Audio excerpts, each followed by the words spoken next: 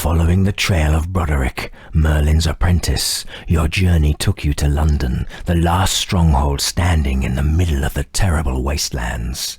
London is under the rule of the infamous Sir Caradoc, who had become the iron-fisted protector of the refugees. Caradoc imprisoned the apprentice, and he wanted you to destroy the Fomorians in the south before he allowed you to talk to the wizard. Word of your victories in the south precedes your arrival in London. The guards greet you respectfully at the gate, and they immediately escort you to the castle. The refugees of London fill the ramparts and cheer you happily. You meet Sir Caradoc in the same hall as earlier. He offers you wine and food, and expresses his gratitude. You can clearly tell that he means it. You have earned his approval as a knight and an army leader. You dig into the heaps of food and fill your cup with wine. While you are eating, you discuss your victories and the nature of the Fomorians. Finally, you politely remind him of his promise. Sir Caradoc summons his guards and tells them to escort you to the prisoner. You enter the bleak dungeons of London. The row of empty cells is a clear reminder of Caradoc's law. The most common punishment here is execution. The apprentice is alone in a barren chamber. You send away the guards and turn to the man.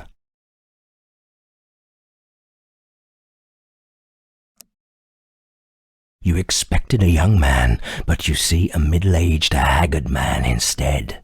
He has wild hair and an unkempt beard, and his clothes are dirty rags. He casts a suspicious glance at you, but he says nothing. Broderick gives you a tired look. I made a mistake and trusted Caradoc. I constructed the arcane defences of London that keep the Fomorians away from the walls. It doesn't really feel like a proper answer, and you are too impatient for such riddles. Broderick stares at you defiantly. If I answer your question, you'll leave me here to rot. But if you could persuade Caradoc to set me free, I could help you. Or you could just take over London in the name of Arthur. You should take back what's yours. Despite his infamous temper, Sir Caradoc hears you out patiently. He even seems to think over your proposal carefully. You don't want to rush him, so you wait silently. I can't set Broderick free, he says finally. It would put the whole city in danger. You are running out of options here. While you are perfectly aware of the dangers of threatening the Lord of London in his own stronghold.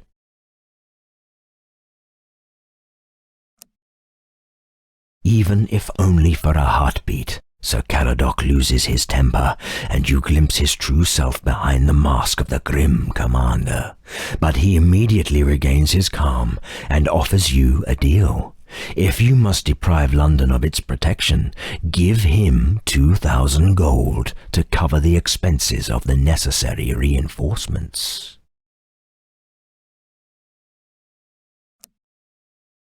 Sir Caradoc sends for the prisoner, and soon you leave London with Broderick at your side. When you are a safe distance from the walls, you ask the apprentice again to tell you the whereabouts of Merlin. Broderick gives you a crooked smile. Merlin has disappeared without a trace. We tried to find him, but to no avail. Even our spells proved worthless. Morgana Le Fay, the enchantress, had the strongest ties with him, and the last I heard she claimed to be close to finding him. As far as I know, she is in Glastonbury, in our secluded sanctuary in the marshland.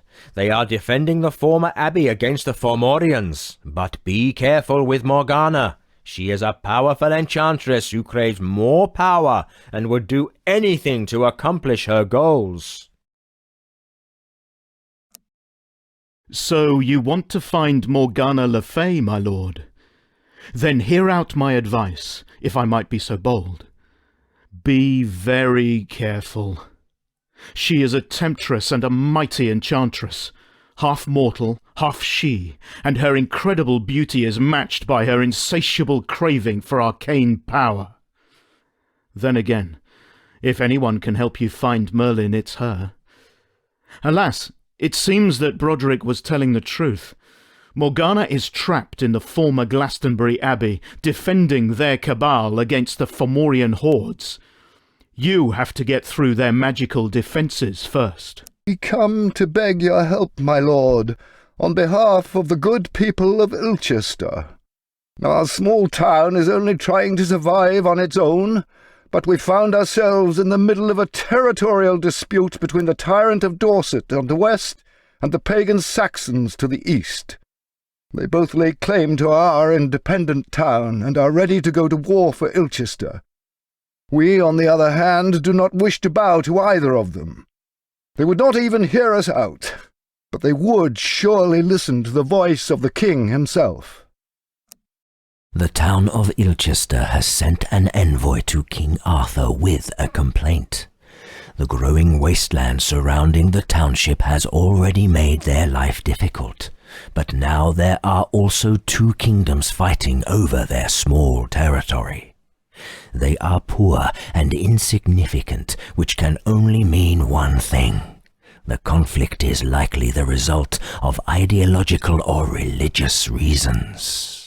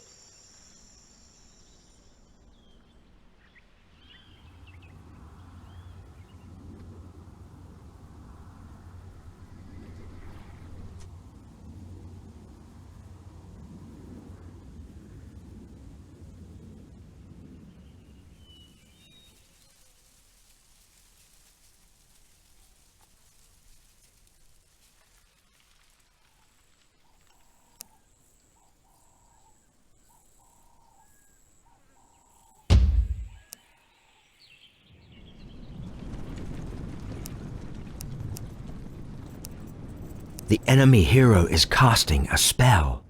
Your magic shield is under normal strength.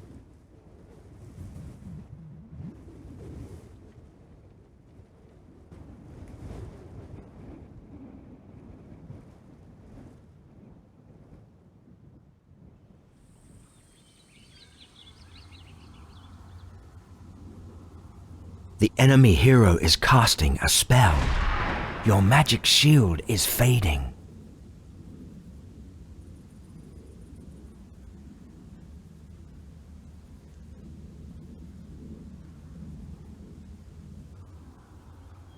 The enemy hero is casting a spell. The enemy hero is casting a spell.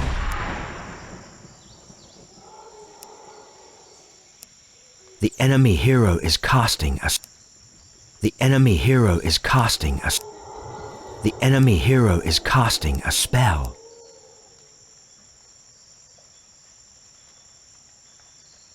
Fire! Fire!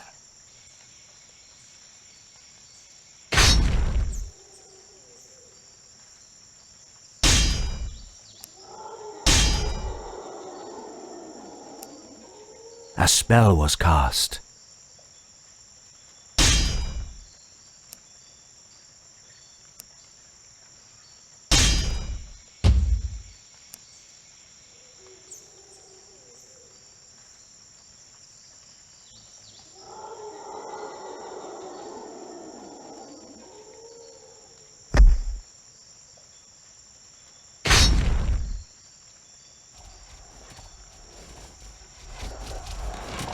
Your men are going to die.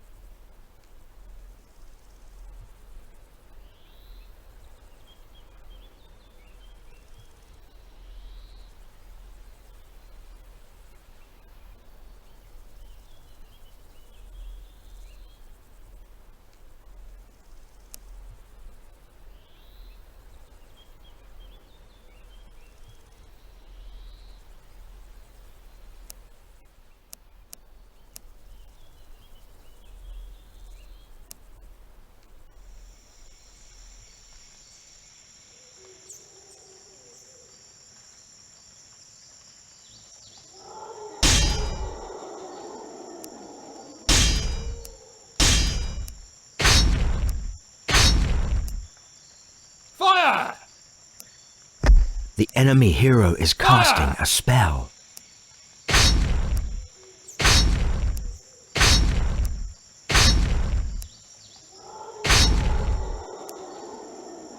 The enemy hero is casting a spell.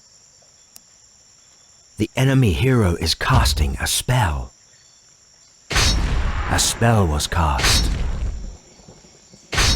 The enemy hero is casting a spell. Fire! Your men are going to die. Your spell was absorbed. The enemy has cast a spell.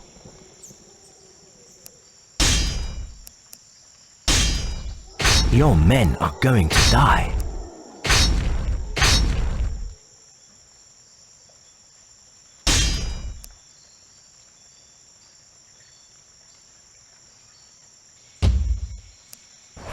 The enemy has cast a spell.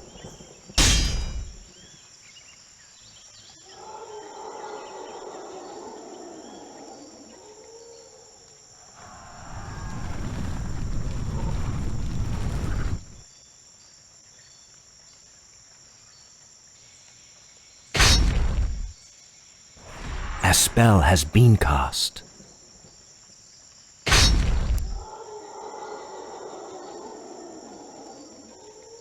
Your spell was absorbed.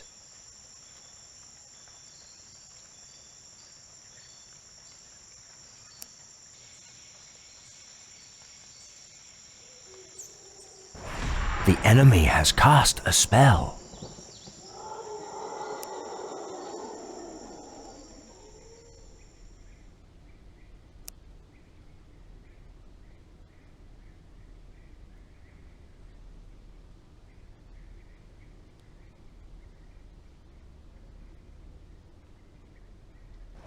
A spell was cast.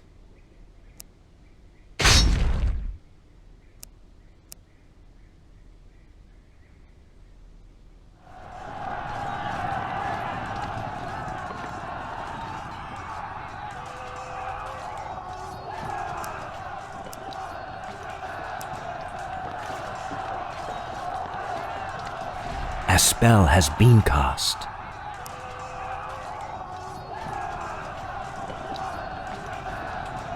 Your spell was absorbed.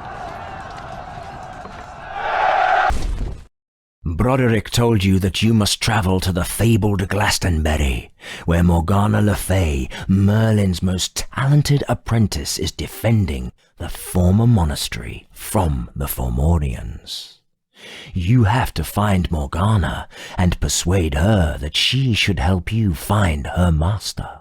But beware, she is dangerous and craves power. The journey to Glastonbury is heavy going over the once verdant Salisbury Plain. Finally you reach the marshland and walk in the fog until you see the black mass of the monastery. This is where you have to stop. A magical wall keeps away every living creature.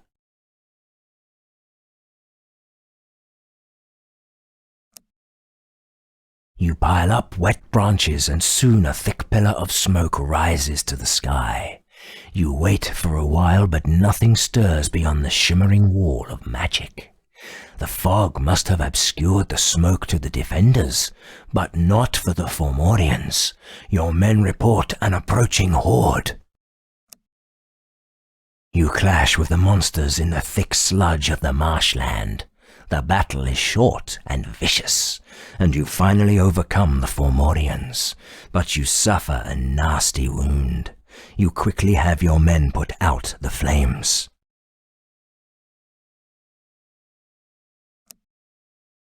You've never seen such powerful magic. If you want to break through this impenetrable wall, you will have to use the strongest artifact in your possession, the Shard of the Grail. You bend the power of the artifact to your will and use it to pierce through the invisible barrier. You feel the seething energies of the shard dissipate faster than it can weaken the protection. If the shard loses its powers, the wall will crush you.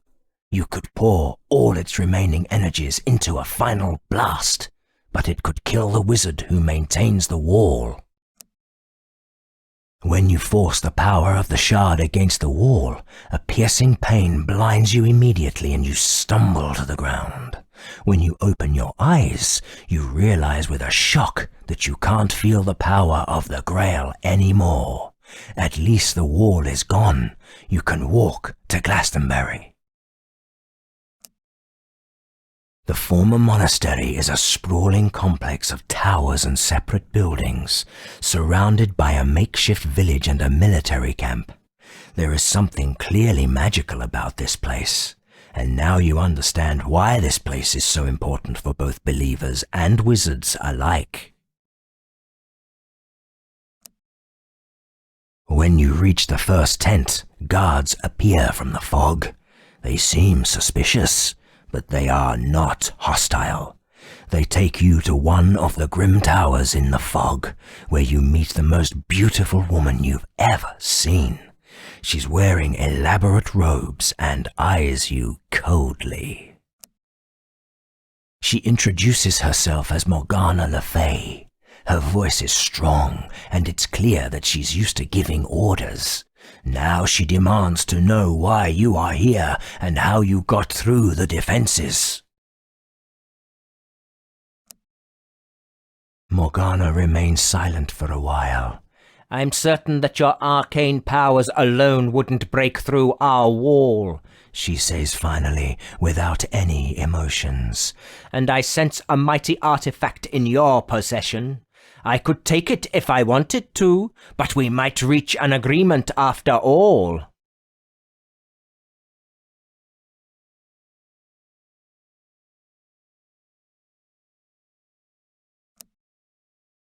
Morgana sneers.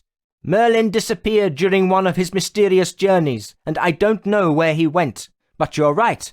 If anyone can find my master, it's me. I know him. I know some of his secrets and his greatest enemies. I'll find him, but first, I need your help. I tried to destroy that accursed Fomorian mound in Dumnonia, snaps Morgana. But I failed and paid a huge price for my hubris. I lost most of my men. I bound my powers to a crystal to close the gate to the other world. It's still there. I need you to find it for me.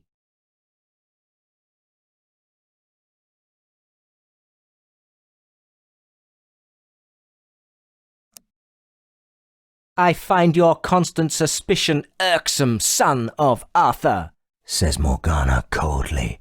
I'll do anything to find Merlin, because I need my master to teach me all the greatest secrets of magic.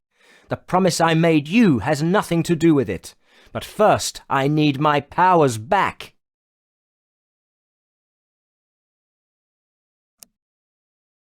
Morgana gives you a sour look. You don't have to bring the crystal to me. Quite the opposite. You must destroy it immediately. Throw it into the Fomorian gate or eradicate it with a spell. Morgana shrugs. First, I will gather a new army and make some preparations. If I recover my powers, I'll immediately set out to find the Lady of the Lake. This ancient entity has a very strong connection with Merlin, but it will be... You spend some time asking Morgana about important details concerning the wasteland in Dumnonia, the Fomorian mound, and the hordes guarding it. Then you leave the monastery and return to your army. Let's see how good you are at keeping your promises, son of Pendragon. Are you ready to help this damsel in distress like the true knight you claim to be? If so, Dumnonia awaits. Kill the Fomorians lurking in the mounds and destroy the crystal that their chieftain took from me. And if you still doubt my word, don't forget that I am half she, and thus bound to keep my promises. If I recover my powers, I shall immediately set out to find Merlin. Greetings, my lord Pendragon. King Bertram, the ruler of Somerset, sends his compliments and requires your immediate attention in a matter of utmost importance. I can't divulge much, but it concerns the blight of the Fomorians.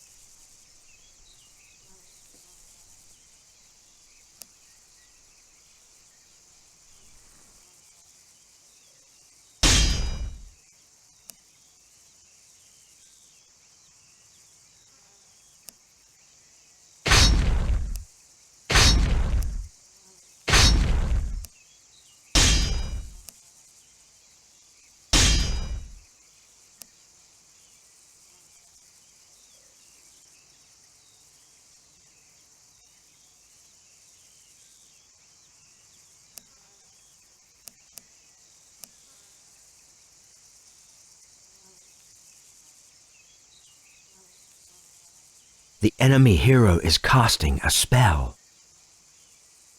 The enemy hero is casting a spell.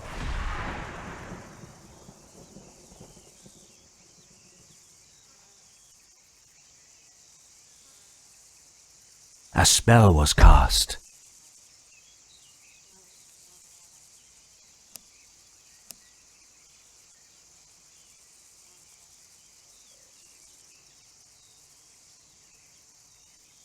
Fire! Your soldiers are going to die.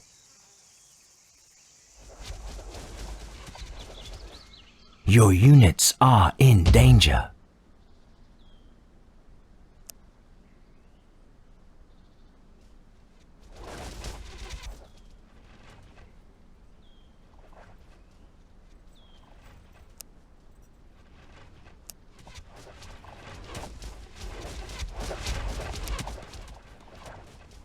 A spell has been cast.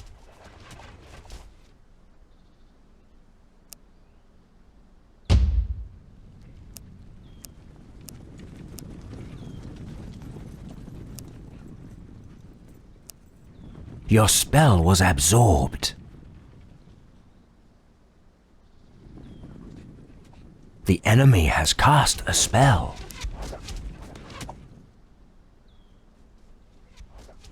Your spell was absorbed. Your spell was absorbed.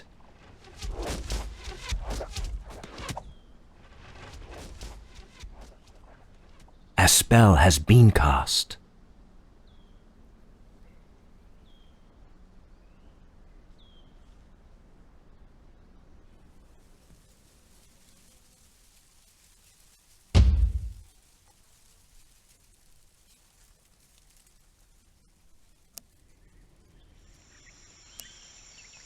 A spell was cast.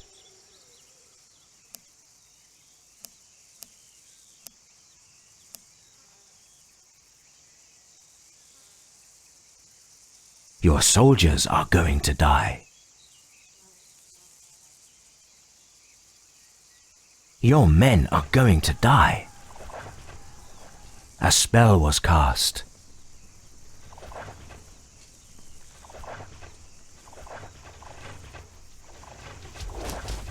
Your unit is going to die. Your spell was absorbed. Your units are in danger. A spell was cast. Your unit is going to die.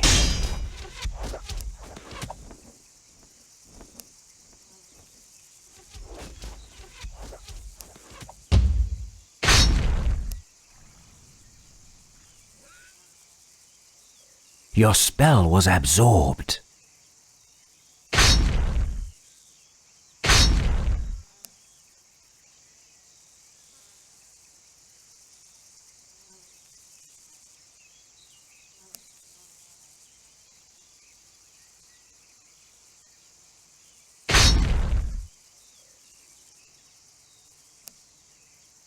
A spell has been cast.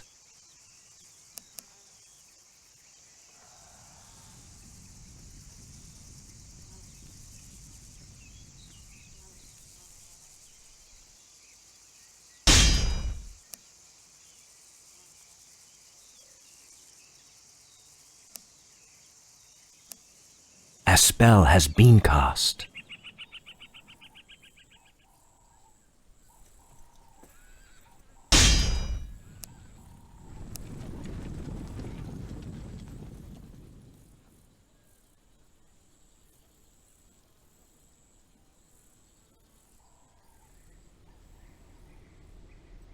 A spell has been cast.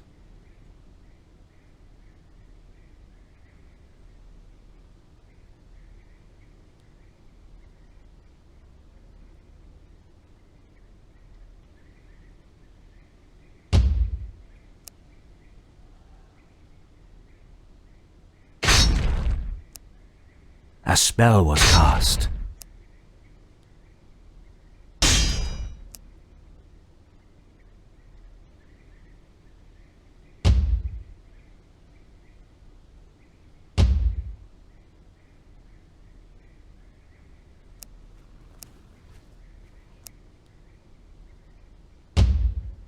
The enemy has cast a spell.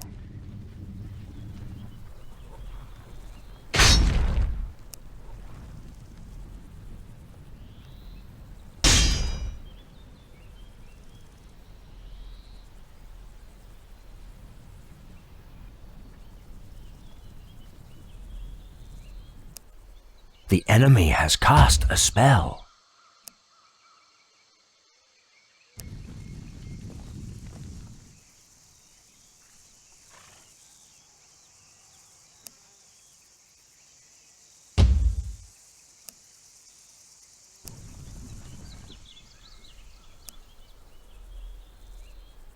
A spell has been cast.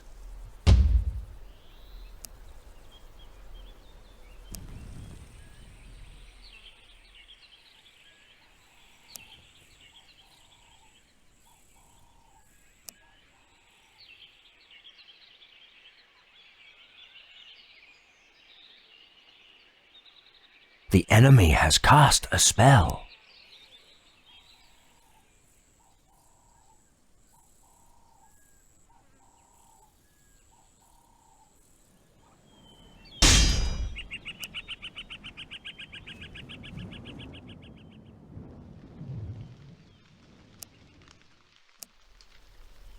A spell has been cast.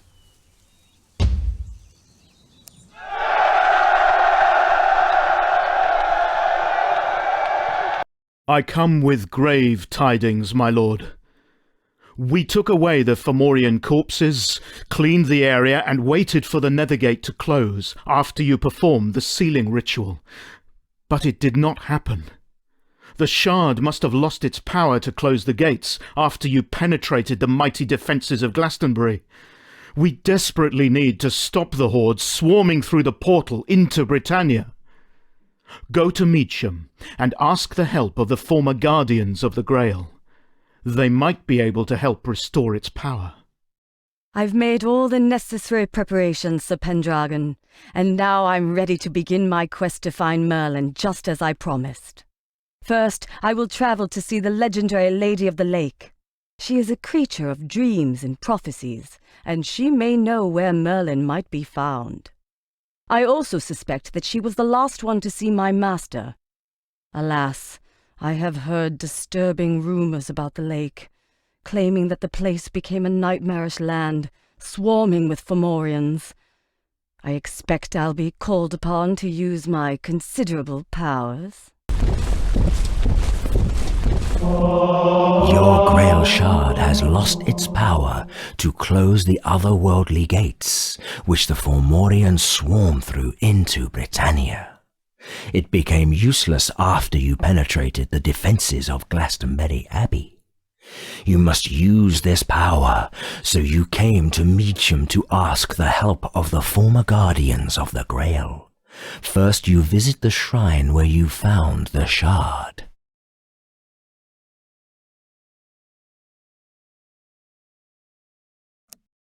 You find the shrine empty. Only a young lad is mopping the floor in one of the wings. He was sent here as a punishment. It occurs to you just then that in those times when Meacham was independent, the council had archives in the castle where you may find what you are looking for. The boy looks at you with an empty grin. Then he quickly begins to apologize. He knows nothing at all, so finally you just shrug and leave. You have to find the answers elsewhere.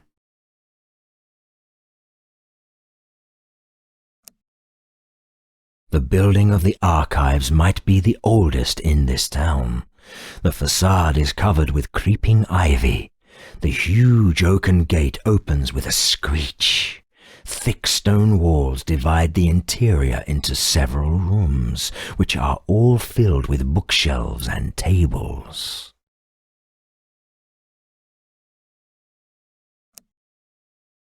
The archivist is very helpful. He escorts you to one of the rooms and shows you the shelves containing scrolls and books about the Grail. It takes hours to read all of them, but everything you find had been written before the Grail was destroyed.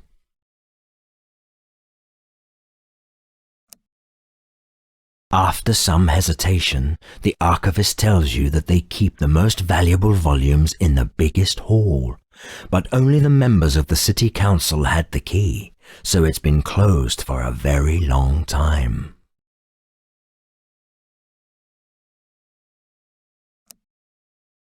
You ask around about the members of the council in several places. You even visit the headquarters of the city guards. Finally, you find an old council member who still lives in the city.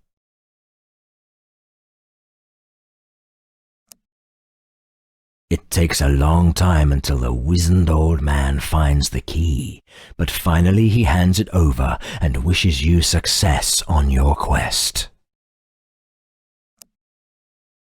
When you finally walk into the closed hall, you are really surprised to find it almost completely empty. Shattered shelves litter the ground. and although you tear the whole place apart, you find nothing. When you return to the ark, you chase the old man, and you find him surrounded by city guards. You tell the guards your name, and they let you question him.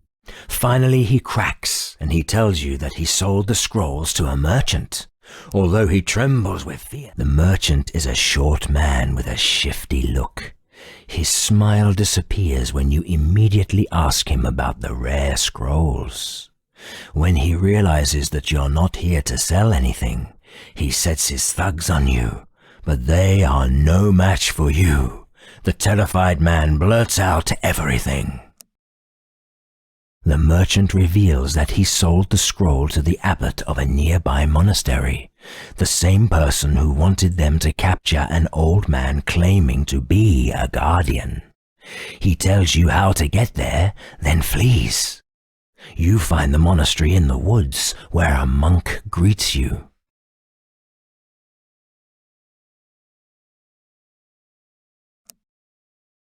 They lead you to the abbot, who greets you with a warm smile and offers you a cup of wine. You tell him that you had been sent here by a certain merchant and show him the scrolls you took from the archives. The abbot looks at them eagerly, then asks about the price.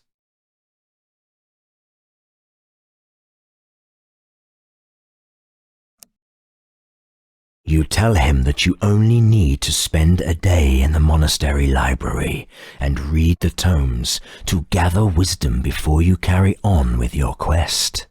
To avoid suspicion, you promise him to let them search your possessions before you leave. The abbot offers you 2,000 gold and orders a monk to help you find the guardian's notes. You've known that the Grail has been split into shards, but now you learn that the shards of such a relic are alive in a sense, and they are all looking for someone to carry them. Huge forces are emerging in Britannia, powers that crave for greatness and want to shape the land, and the Guardians believe that the sentient Grail shards are behind them. The shards appear in many forms. Their powers are unique, but all may be able to close the demonic gates. There is nothing in the scroll about the whereabouts of the shards, nor is there anything about the powers they possess.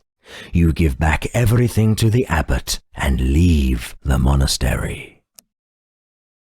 Your journey was successful. Now you are aware of the existence of more than one shard, and for all you know, maybe all of them are capable of closing the otherworldly gates. All you have to do now is to find these relics. Your master Merlin disappeared after the destruction of the Grail and the assassination attempt against King Arthur.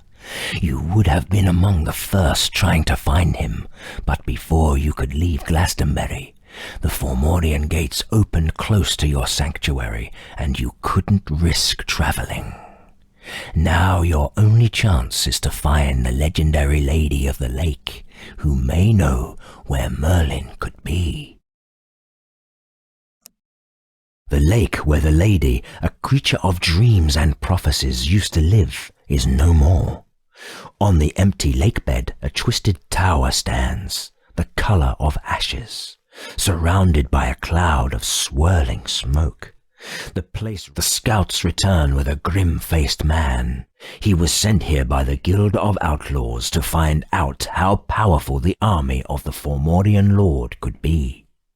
He tells you that you stand no chance against the enemy. You should weaken them before the battle.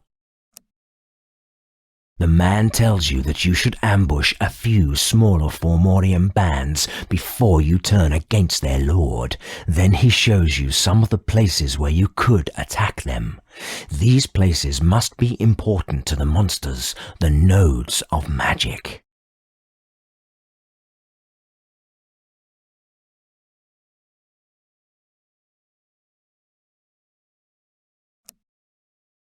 Your troops hastily get ready for the mission, and soon they disappear into the forest. Then you start to think about your options.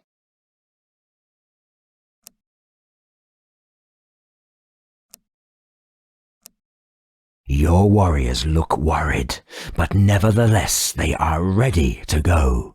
They all know that this battle will be hard or even impossible. Their fellow soldiers salute them wordlessly, while you try to come up with a plan which might give them more of a chance. You are aware of the strong ties between the Formorians and the gates, and when you sense the same presence here, you begin to look for magical nodes in the area. According to the scouts and the strange warrior, there are a few. They must be the imprints of the demonic gates. You meet the Formorians at the gate and immediately order your men to attack them. You clash beneath ashen clouds. It's a tough battle, and for a fleeting moment you doubt that you could win without serious losses. But you eventually defeat them and leave with only minor wounds. You have destroyed the Formorian Lord and his horde. You leave your army behind and approach the tower in the middle of the column of smoke. You are constantly aware of the threat of the gate, and you have to be quick, because other demons are breaching this world. The tower is a twisted and evil place.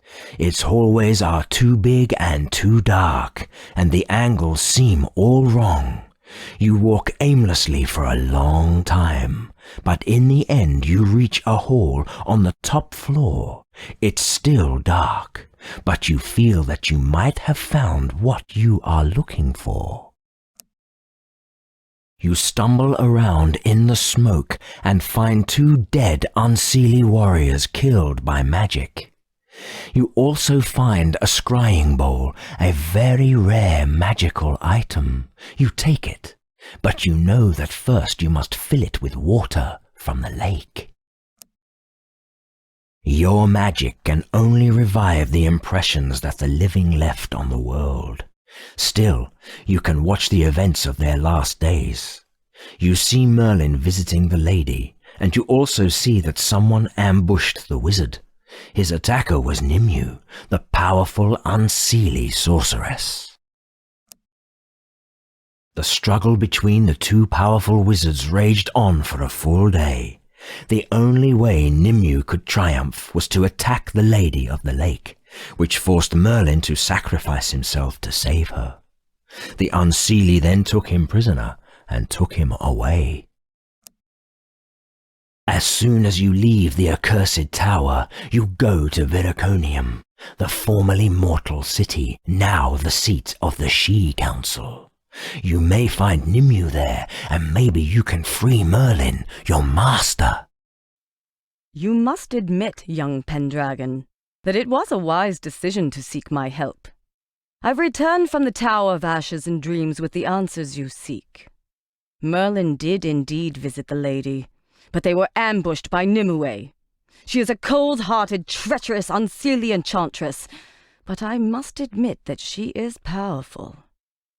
Finally, my master sacrificed himself for the lady, and Nimue took him prisoner. I must go to Viraconium to find out who she's working for and where my master is. You have been to both She courts before, at your master's side, but you know little about them, even less now that they are forced to work together. You hope to gain answers from Yedna the Seer, who despite being a human, lives in the Unseelie court.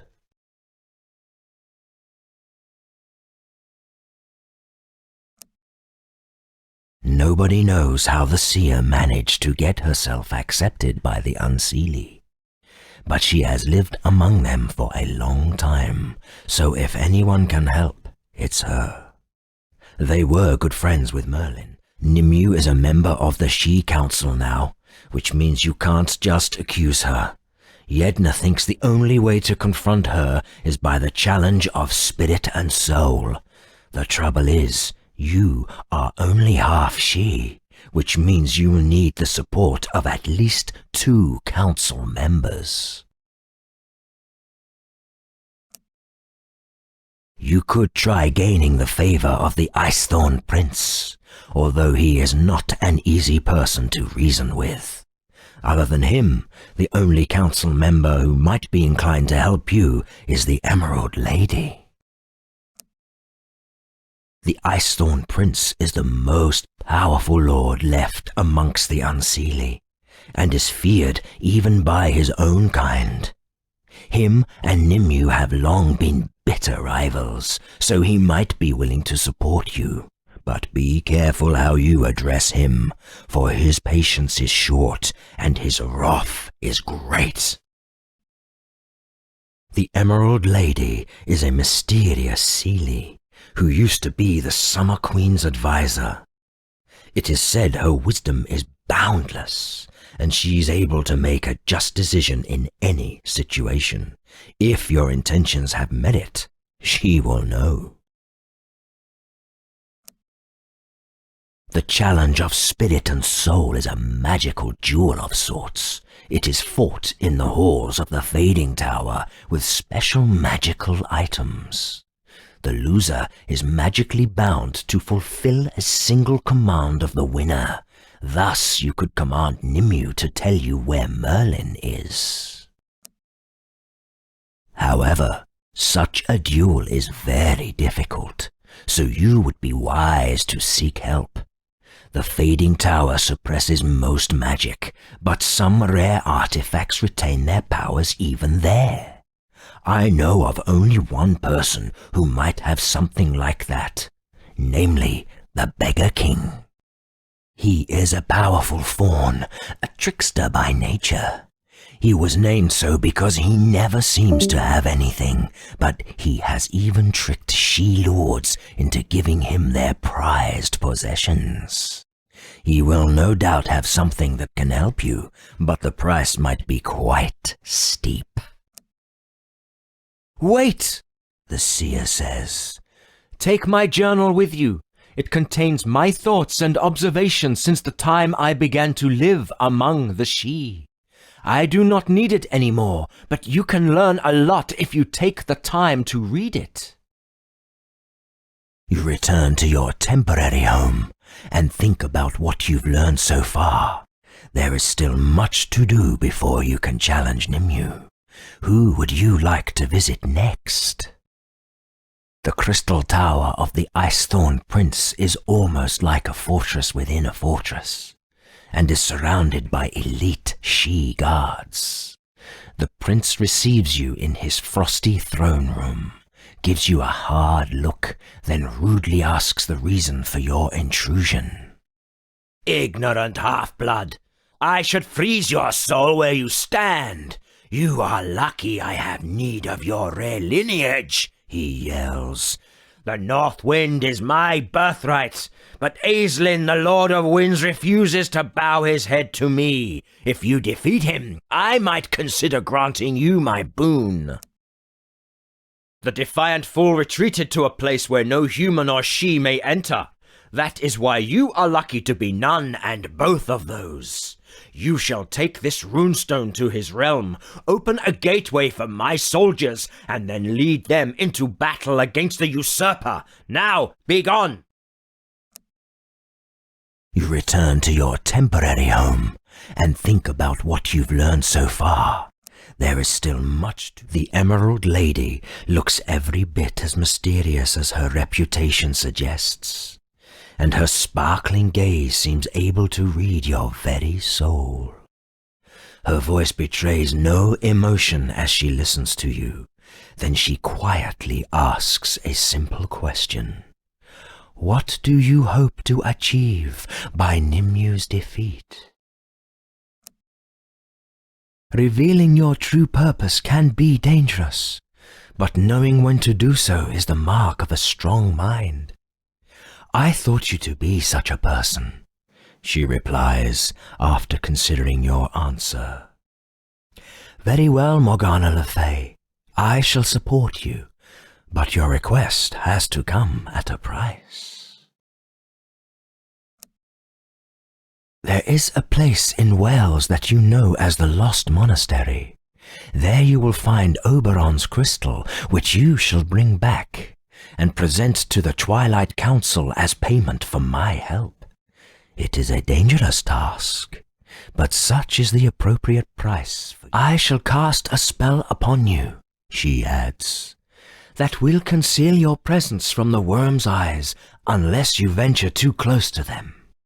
It will protect you long enough to complete your task, but it will expire once you do. You return to your temporary home and think about what you've learned so far.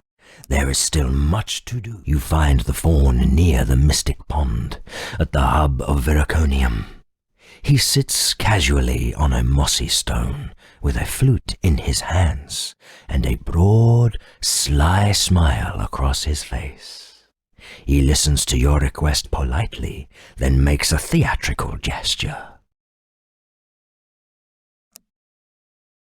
Fair lady, all I have is my flute. It can break harmful spells, true, but its music is what keeps my spirit whole. Without it, my spirit will crumble.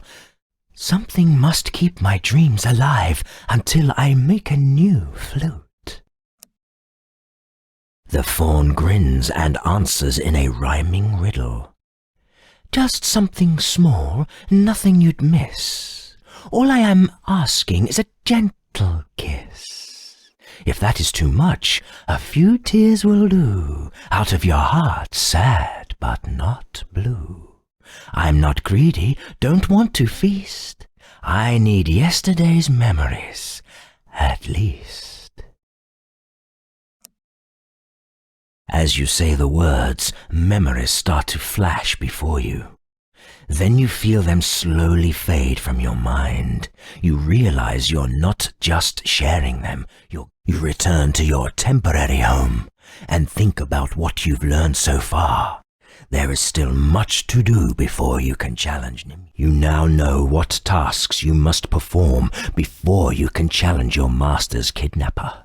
You leave the Crystal Citadel and return to your army to continue your journey. Ah, how I despise those riddles and rituals that the Sidhe consider politeness.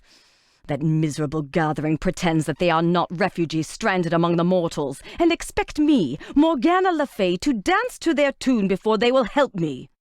I cannot tell you how greatly this infuriates me, but I must please both courts. I must retrieve some petty artifact from a monastery in Wales for the Seelie, and the Unseelie court has asked me to clean up a mess of their own making and kill one of their own who has turned against them.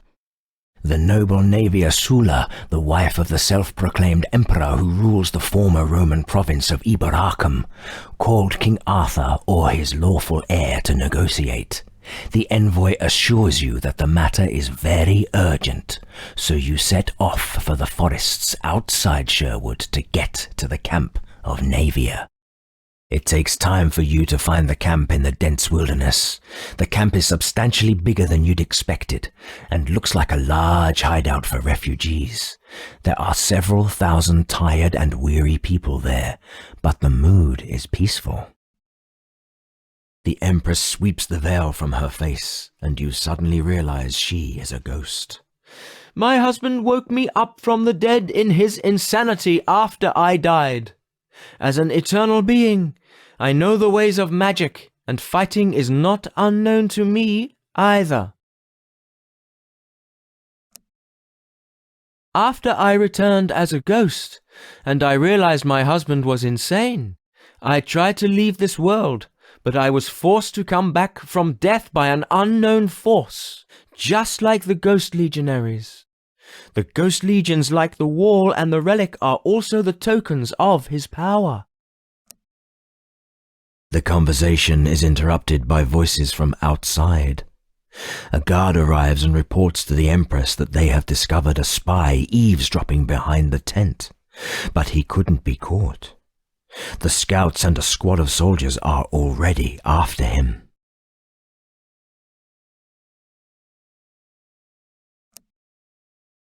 When the interlude is over, the Empress apologizes. She tells you that this was a good demonstration of their weakness as refugees. After I returned as a ghost, and I realized my husband was insane, I tried to leave this world, but I was forced to come back from death by an unknown force, just like the Ghost Legionaries. The Ghost Legions, like the Wall and the Relic, are also the tokens of his power. The Emperor opened gates to the other world, and you have to close them. The first one is at a monastery to the north of here, in the southern part of the area ruled by the Fomorians. Only the rebels can help you more, so you have to find them as soon as possible.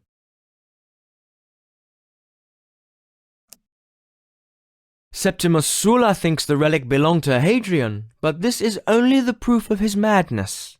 As a matter of fact, it is none other than a shard of a relic called the Grail. I read the notes of a guardian in the archives of Eboracum after Sulla killed the man.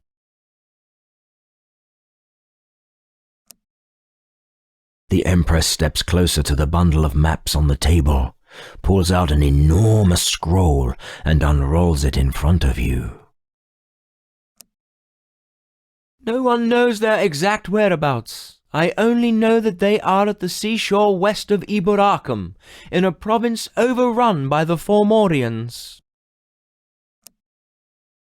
The wall was built by a Roman strategist and emperor, Hadrian, to defend the province from the attacks of the barbarians. The wall runs from east to west, straight through the entire land. Its capabilities are provided by colossi, which come alive when the emperor calls them. Only the rebel leaders, the Caracallas, can answer this question. You have to find them as soon as possible. I order my troops to get ready to go, and then I prepare my faithful ghost warriors to fight on our side. You order your soldiers to defend the camp, and you leave with the Empress at your side. All that Navius Sulla told us seems to be true.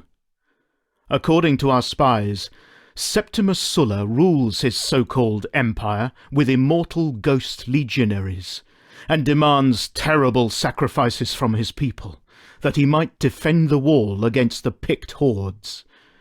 You must venture on 3 important quests to defeat him. You need to find the exiled Roman nobles.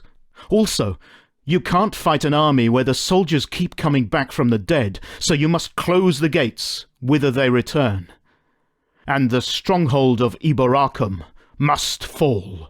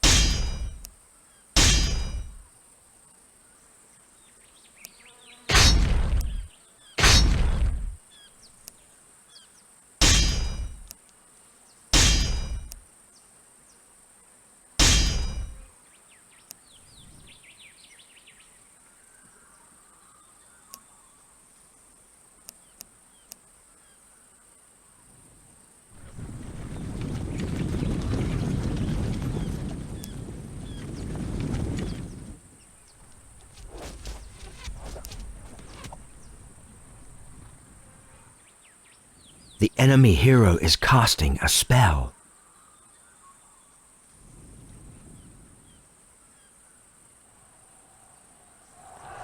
Your magic shield is under normal strength.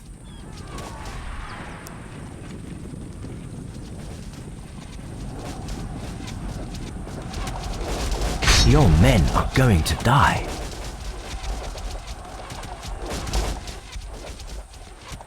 The enemy hero is casting a spell. Fire! A spell was Fire! cast.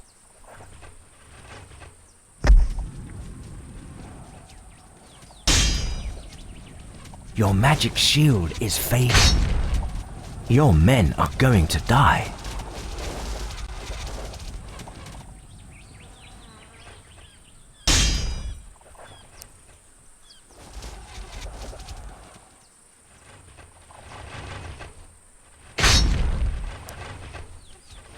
A spell was cast. Fire! Your units are in danger. Your men are going to die. Victory is near.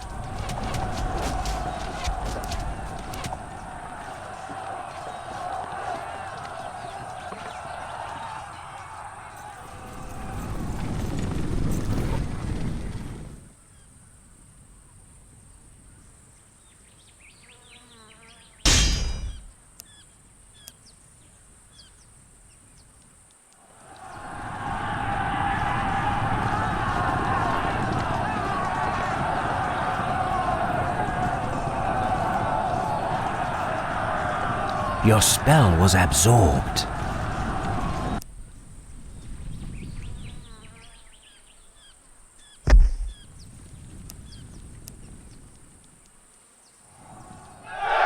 Only way to gain the support of the unseelie court of the Sidhe is to kill Aislinn, Lord of the Winds, who is an unseelie himself.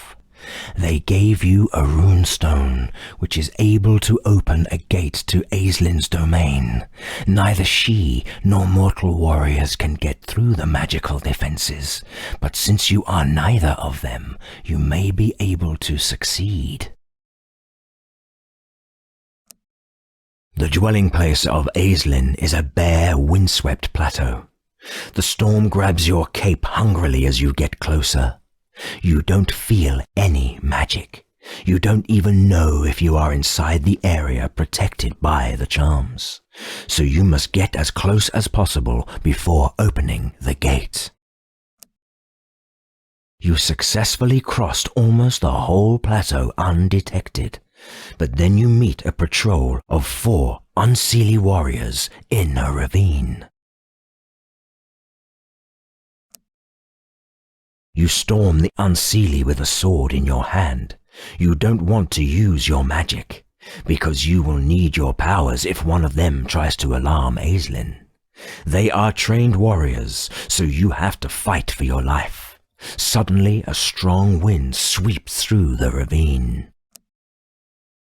You kill 2 of your opponents, but are wounded. The other 2 gain the upper hand. They are preparing to give you the coup de grace with their crystal blades when the wind whips them up and smashes them to the rocks.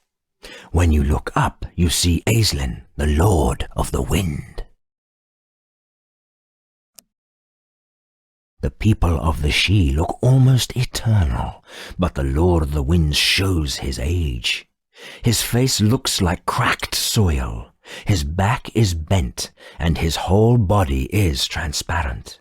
He almost looks like a ghost. As he steps closer to you, you feel as if the essence of the storm were talking to you. If I kill you now, I will be safe until my stepbrothers find another changeling. But I am tired of being hunted forever. So I have got a deal for you. I shall give you a staff, which you can use in your fights, but you have to kill me with it. Will you do this? I think this is obvious. Your reward is the staff itself, which is a powerful weapon against every she. The staff Aislinn gives you was carved from a magical oak in Bedegrain. You feel its tremendous powers. It might be useful against the Lord of the Winds, but before you open the gate and call the she army, you have to decide which weapon you want to use.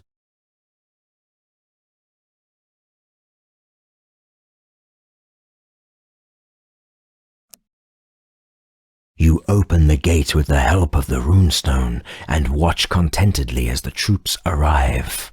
After you deploy your troops, you go to battle with Aislinn, the Lord of the Winds. You have defeated the Lord of the Winds, and now you can return to Viraconium and ask for the support of the Unseelie Council. The Seelies of the She Court in Viraconium are willing to help you if you bring them the Crystal of Oberon. This artifact is in Wales, in the Lost Monastery, where zealous guards keep it in a small iron chest. The councillors give you a medallion that hides your existence from the dragons which circle over the skies of Wales, so you reach the monastery without incident. The hall of the monastery is big and somewhat resembles the temples built by the Roman invaders. It is getting dark outside. The abbot invites you to supper, and you gladly accept his invitation. You follow the abbot to a corridor. You pass a room on the way. The door is open, and you see 3 soldiers beating up a prisoner. They are doing a very thorough job. The prisoner is in a terrible shape, but he stays quiet, protecting himself with his hands. The interruption leads to confusion. The prisoner tries to flee, but since you are blocking his way, he can't escape. One of the guards stabs him to death. When he slumps to the floor, his corpse turns into a Fomorian right in front of your eyes. The abbot kneels down to investigate the corpse, but he keeps on talking to you.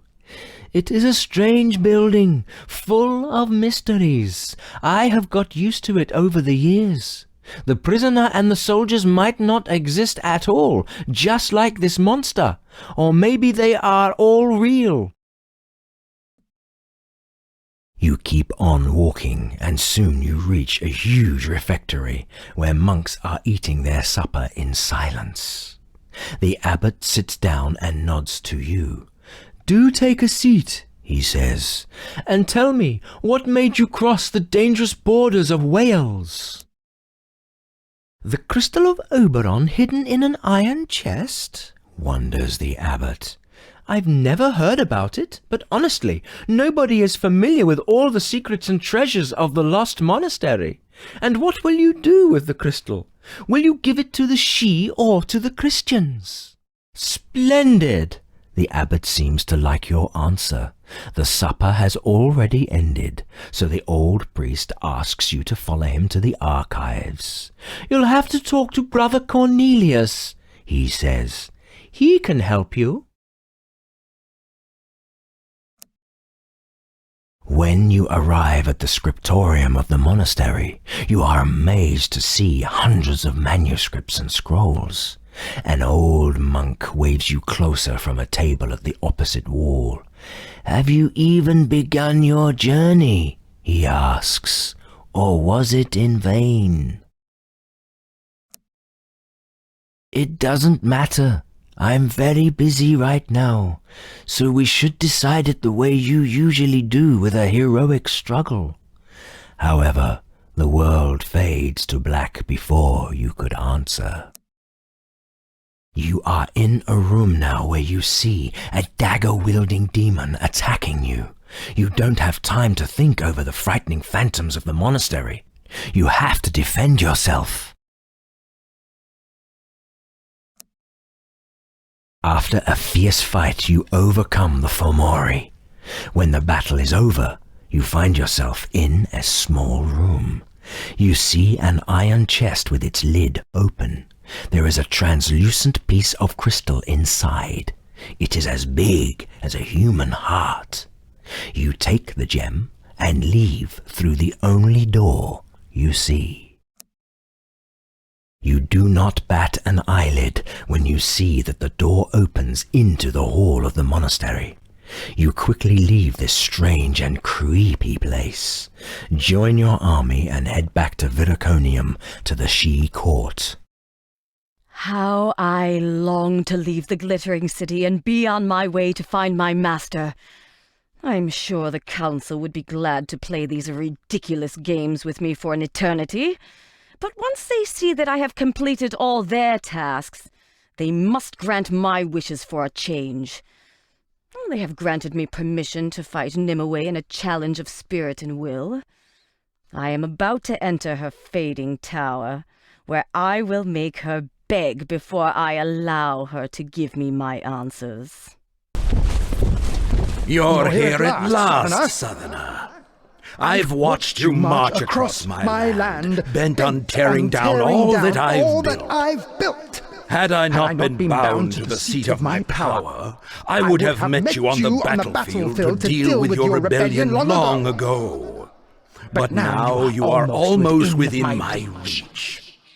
You think you can best my grand design? Then come, challenge me. You may have defeated some of my servants, but know that they are nothing compared to what awaits you at my wall. Having completed all your tasks, you issued the challenge of free spirit to Nimue. The council was unwilling to grant your request at first, but your supporters convinced them you're right to do so. Now you are standing before the fading tower, preparing for the duel. There is a small crowd at the gates of the fading tower.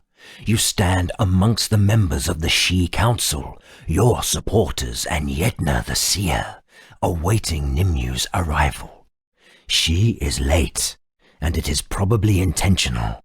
It must be her way of showing her disdain towards you. When the duel begins, the laws of reality will cease to bind your spirit. You will be able to turn into any creature your mind is capable of bringing into existence. Your goal is to become something that can defeat the creature Nimue turned into. The duel has 3 stages. Each stage will take you to a new place, where you will fight for a few minutes. If one of you comes close to delivering the final blow, the duel ends. At that point, the winner is granted one command, which the loser is magically bound to obey. The fading tower suppresses most magic, so no, you cannot use spells.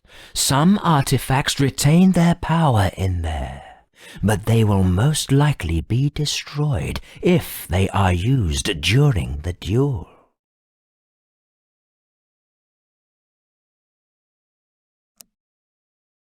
The wounds suffered during the duel are most definitely real, but they will affect your spirit instead of your body. If you were to die, you would lose your free will completely and become a mindless puppet. But don't worry, the duel will be stopped before that.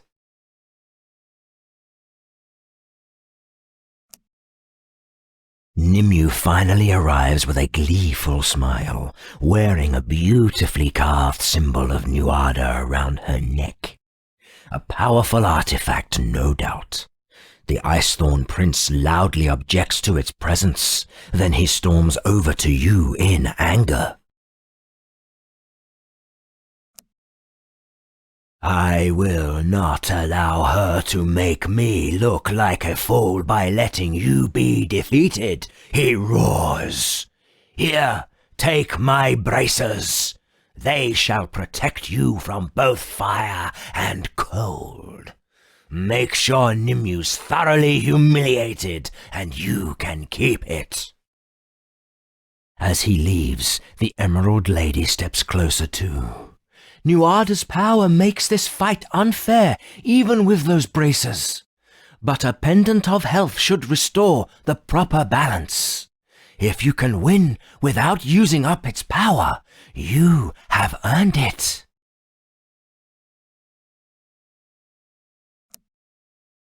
Nimue has a quick mind. She is likely to transform first, but you can use that to your advantage. Consider her shape before choosing your own. Also, the environment will affect your ability to fight, so you must take that into account too before choosing a shape. The main hall of the Fading Tower seems rather innocuous. But when you move into the center with Nimue, you feel immense energies coursing through the air.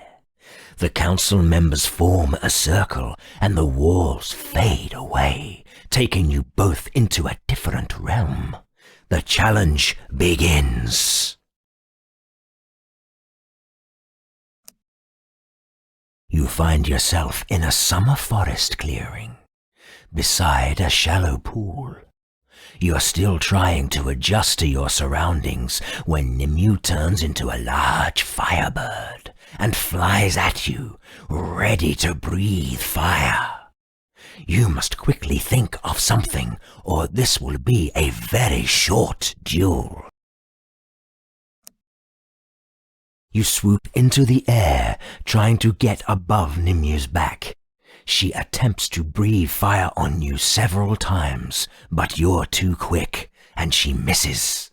Unfortunately, you are much smaller, and fail to do serious harm to her either. It seems you are evenly matched. The next stage takes you into a volcanic cavern. Hundreds of sharp obsidian spikes protrude around you. The earth rumbles beneath your feet, and the high-pitched shrieks of the wind make your ears hurt. Nimue turns into a giant spider and skitters towards you, ready to attack. This turns out to be the perfect shape for the fight. Your thick scales dull and break the spikes. Your fiery breath makes your opponent flee from you in panic. Only her powerful artifact keeps you from making short work of her, and even that breaks when the round ends. The final stage is a breathtaking sight. You stand beneath a great crystal dome, odd-shaped prisms, and she statues all around you, bathing in daylight, their surfaces etched with runes. Nimue utters a few. She transforms in the dark and lets out a growl that chills your bones. She must be a shadow cat, a mystical predator from Tir-na-Nog. You almost panic when an idea strikes you, for Mori also see in the dark. Using the shape of the hated enemy would no doubt be a nasty surprise. The flute splits in half immediately, but its clear tune breaks up the darkness in moments, and you realize you've won.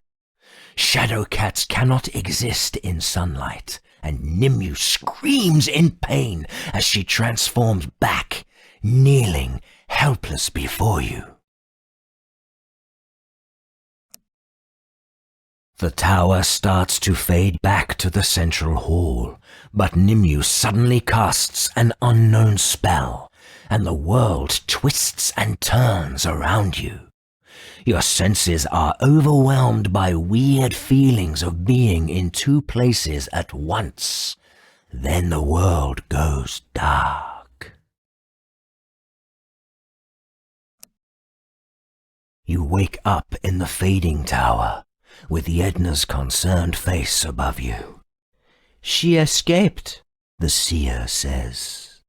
"She somehow figured out the tower's secret and traveled far to the north, robbing you of your victory."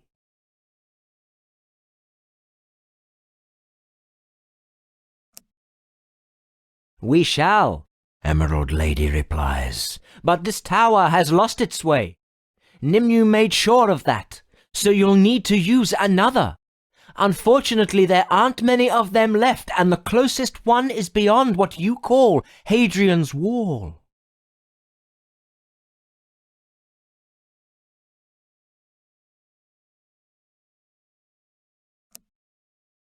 The pathways of the twilight are disrupted, and are too dangerous to travel. The risk would be too high even for us. You must either go to the tower in the north, or find your way to Nimue on foot.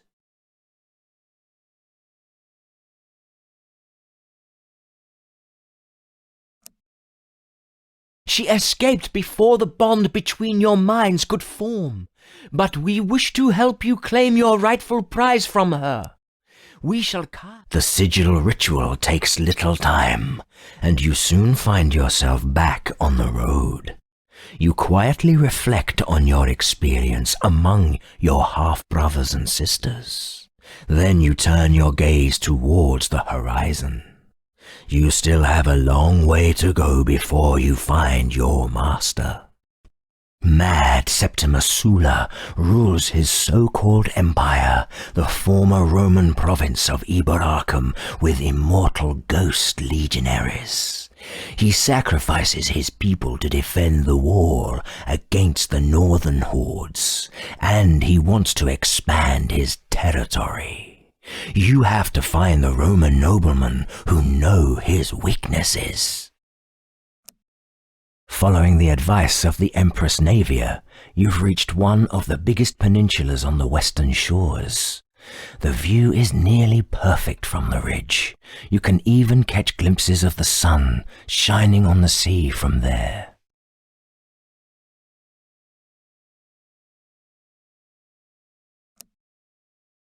The weather is clear, so you can see the whole peninsula. There is a deep forest to your right, reaching down to the seashore, hills to your left, and a ravine right in front of you.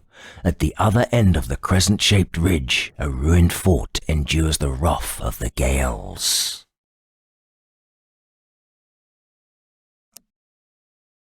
You divide your army into smaller groups and advance through the hills.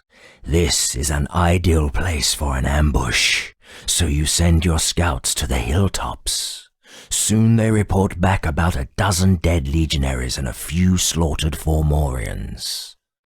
Shortly after the discovery of the dead legionaries, a band of marauding Formorians attacks you.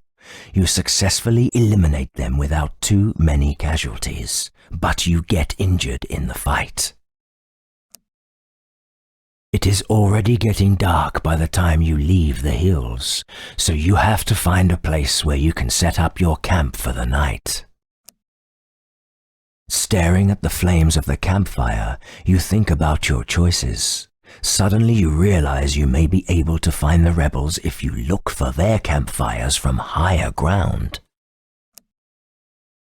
You concentrate on the flames, and soon you feel the presence of many campfires from various parts of the woods. There are too many, so they can't all belong to the tiny village of the Druids. You grab a torch, order a few soldiers to come with you, then go to find the fires.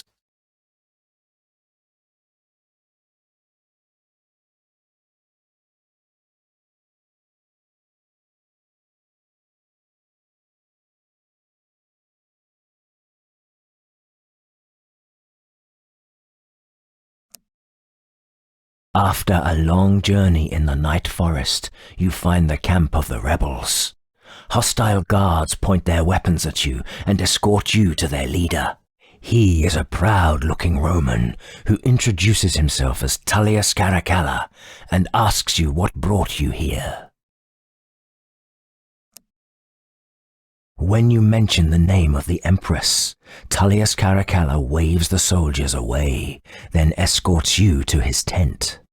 After you clarify that your warriors are not mercenaries, he asks you what do you intend to do with Iberacum after the defeat of the Emperor.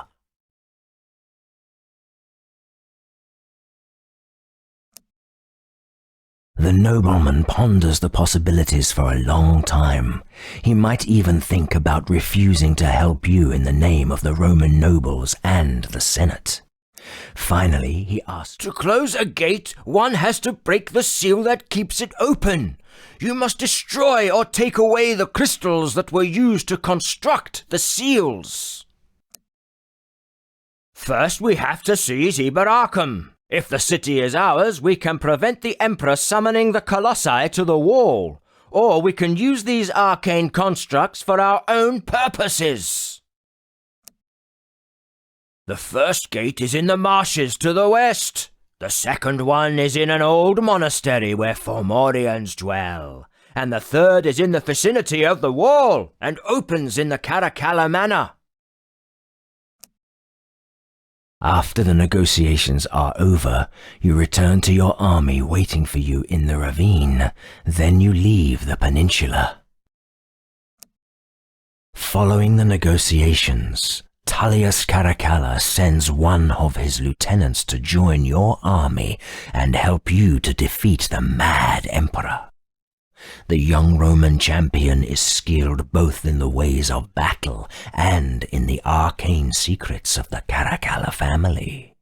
He can be of great service to you. Self-titled emperor of the former Roman provinces, Septimas Sulla commands the Ghost Legions, the once legendary warriors who have returned from the mists of the other world.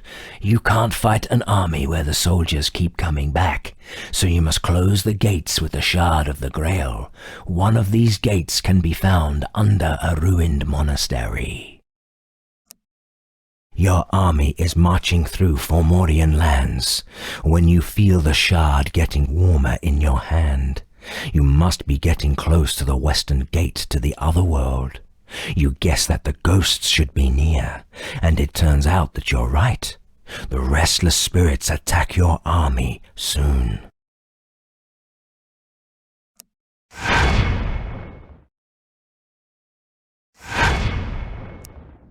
After destroying your enemies, you look around and see an ancient monastery where Navia and the ghost legionaries of the Emperor returned from Samain the first time. A strange blue light shines through the window, and when you get close, you feel as if you are crossing the border between worlds. You see a ghastly apparition in the monastery. A ghost trapped here, close to the gate. Now he is roaming endlessly between the two worlds. You say a prayer with closed eyes. Then you recite the Latin incantation from the prayer book of Saint Raphael. You touch the ethereal body of the ghost. When you utter the last word, you see the understanding in his eyes. He thanks you wordlessly, then leaves. The monastery has large underground sections, and while you are wandering in the vaults, you find a huge hall which may have been the archives once. The shelves are empty, but you see a pile of scrolls that burn with blue flames to your surprise. You realize that you can see glimpses from the other world. The scrolls have been burned here, but in the other world they are still intact. The letters are glowing blue, so you can read what is written on them. You don't know how the flames from beyond will affect you, though. You try to decide if the scrolls are worth the risk and what you should do next. The flames burn brightly, raging silently in the other world, and it takes a considerable effort to put them out for a heartbeat by magic. You take one scroll with a swift move. You are sure you won't be able to do this again for a while until your arcane abilities are refreshed. You have to decide fast. Which scroll will you take from the pile?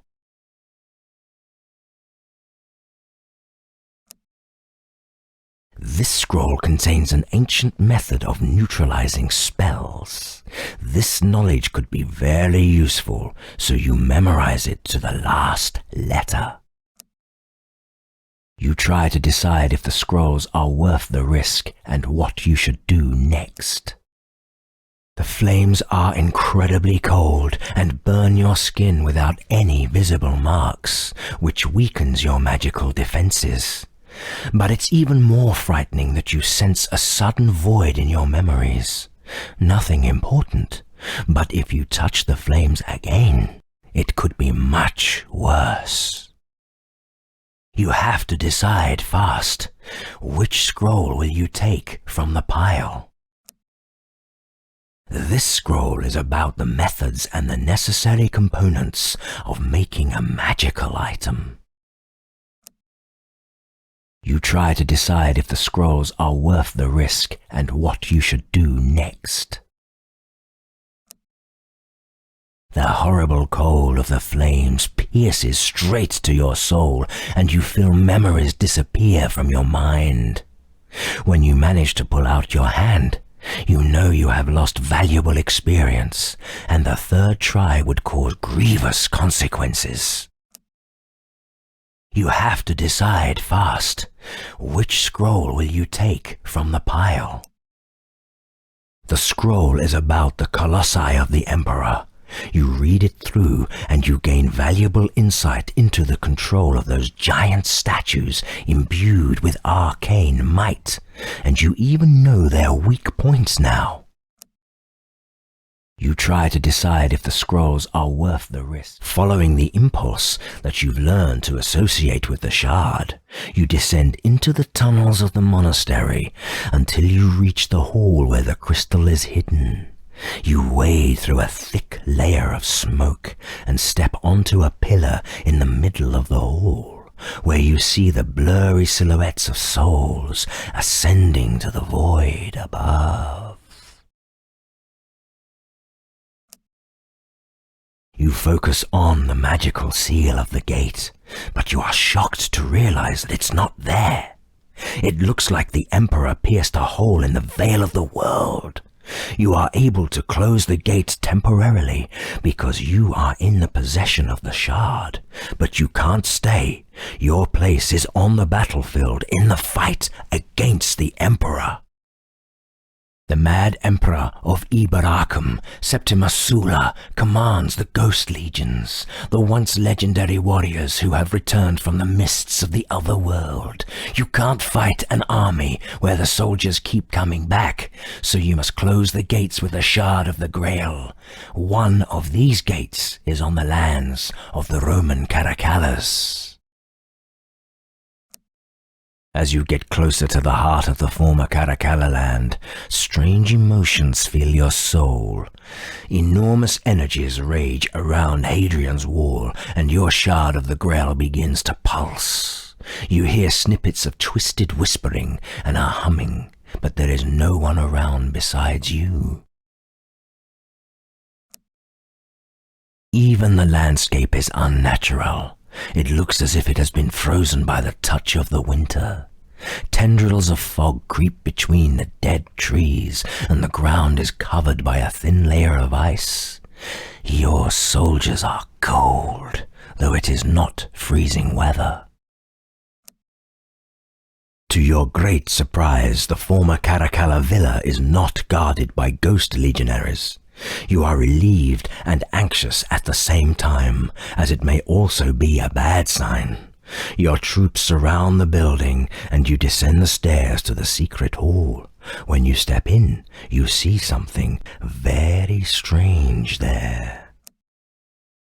You immediately see what the hall is for when you see the blood-red runes on the walls. The stub of a Roman marble statue holds a magical crystal that burns with a blue light.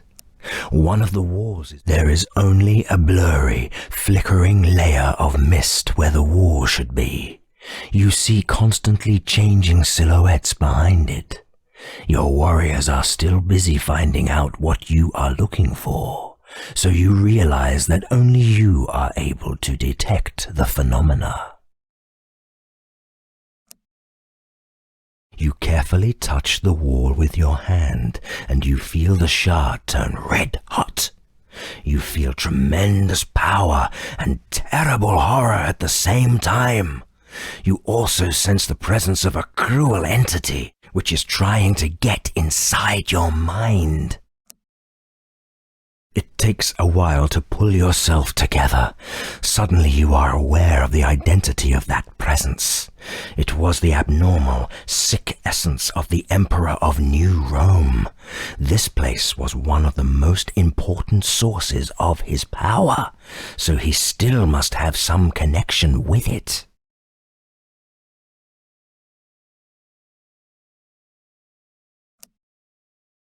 The statue is clearly magical. Although it is unable to move, it is alive in some way. When it feels your presence, it opens its glowing eyes. "What is your purpose, creature?" You ask him. "I guard the seal as you have ordered, your highness. Do you want me to give it to you?" The statue answers obediently. The golem hesitates for a heartbeat. Then it answers you in a stern, lifeless voice. "The crystal only belongs to the Emperor, and you are not him. If you try to take it, I must destroy it. This worries you because it is dangerous to unleash the powers dwelling inside." It looks like the golem has confused you with the Emperor for a minute, but eventually he got everything right. Maybe you can deceive him with the shard and the gate, but to do so, you have to connect with the ghost of the Emperor. This might be dangerous. You touch the wall with your eyes closed and cautiously begin to focus. Soon you feel the border dissolving and you enter another world. When you open your eyes, you find yourself in an endless corridor and you see strange living mosaics on the walls.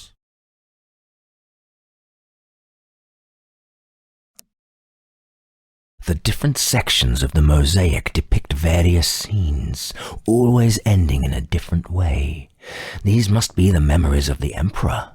The first one depicts a battle. The second one shows you a sad woman, while the third has Hadrian's Wall in the center.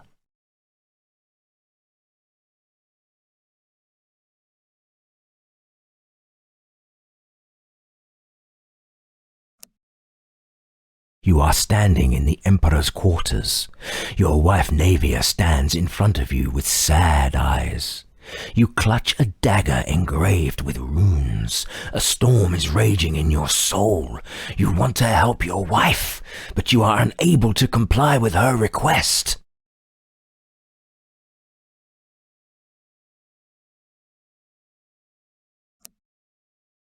You sadly shake your head and lower the dagger. But Navia suddenly grabs your wrist and falls onto the blade. You stare at her in horror, but she acted in vain. She can't die. Then you blink and suddenly you're standing in the corridor again, still shaking from the shock.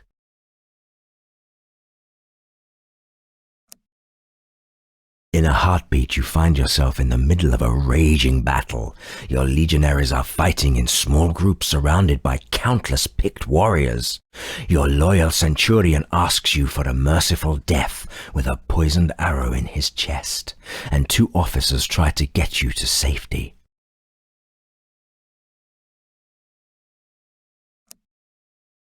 It breaks your heart, but you know that you must do it. You stab your childhood friend. You return to battle fighting like a mad demon. Then the fatal blow strikes you from behind. When you fall to the ground, you see the smiling Emperor. He grabs your hand, and then you are in the corridor again. You stand on the rampart of the wall, watching the charge of the Picts. A group of old men, women, and children are fleeing from them. They are begging you to let them in. Your second in command, who is standing next to you, glumly, you order your warrior to keep the door closed. The refugees and Picts reach the wall, and the memory turns into a violent, hazy dream. You don't know how much time has passed, but when you regain consciousness, you are in the corridor, petrified. As you raise your head, you see your own reflection where the mosaic was. You're wearing a toga instead of your armor, and your head is crowned by a bloody laureate. There are red lights burning in your eyes, and you are standing in front of a huge wall, so you have become like Septimas Sulla. You return to the secret hall feeling uneasy. Your warriors are waiting for you, so you don't waste any time and order the statue to hand over the crystal. He obeys without hesitation this time, and now you are able to close the ghost gate. As you leave the Caracalla villa with the crystal in your hand, you think about what you've been through. You are not so sure how you feel about the Emperor anymore, or what you'd have become in his place. At least you are one step closer to overcoming him. The ghost gates are now closed, except for the one where the Emperor tore a hole in the veil of the world. You must return there and destroy the ghost legions once more. Although you can't seal this gate, you will be able to prevent the ghastly warriors from coming back and to weaken the Emperor's powers so he can be defeated. This will bind you in place though, leaving Morgana Le Fay with the task of marching against the Emperor himself. I must admit, heir of Pendragon, that you have proven yourself true to your knightly oath. Although you are certain that you cannot close the Nethergate with that shard of the Grail, you nevertheless stand your ground and keep away the ghastly legions while I march into battle. I am much honored, and be assured that I will take care of the mad puppet Emperor. The wall is a magical construction after all, and I shall make sure that it becomes a tomb for the Emperor.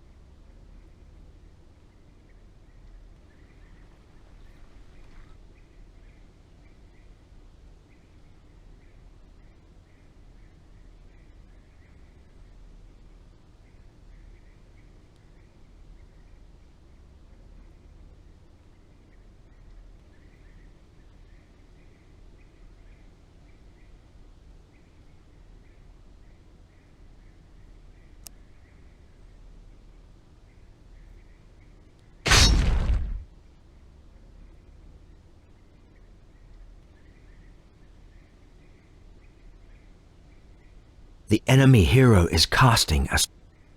The enemy hero is casting a... The enemy hero is casting a spell. Your magic shield is fading. Your magic shield is fading.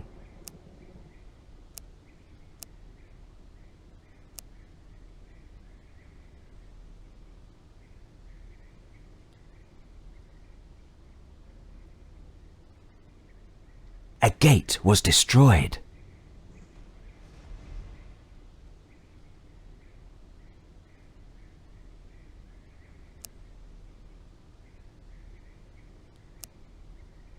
Fire!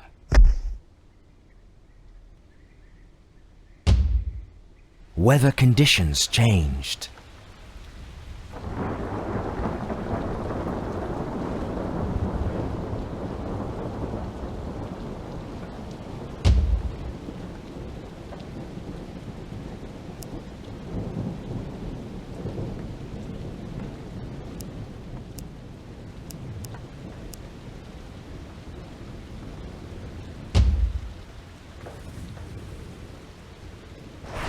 A spell was cast. The enemy hero is casting a spell.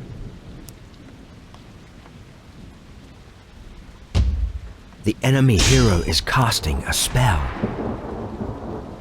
The enemy hero is casting a spell. Your men are going to die. Your spell was absorbed. The enemy hero is casting a spell. The enemy has cast a spell. Fire!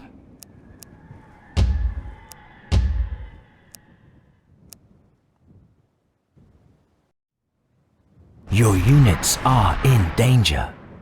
Your soldiers are going to die. Your men are going to die. Your unit is going to die. Your unit is going to die. A spell was cast. A spell has been cast.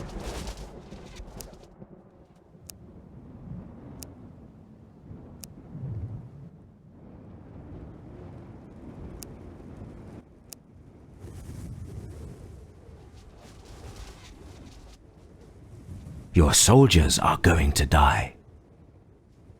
The enemy has cast a spell. A spell was cast.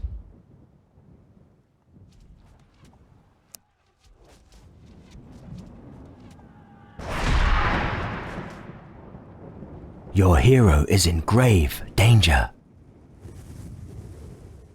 Your unit is going to die.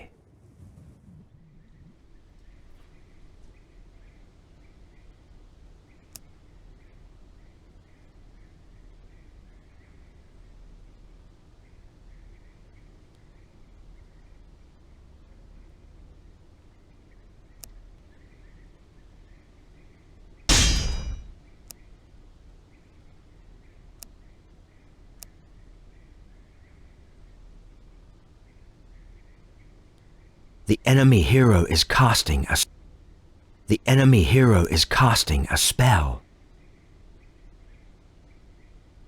Your magic shield is fading. A spell was cast. Your spell was absorbed. The enemy hero is casting a spell.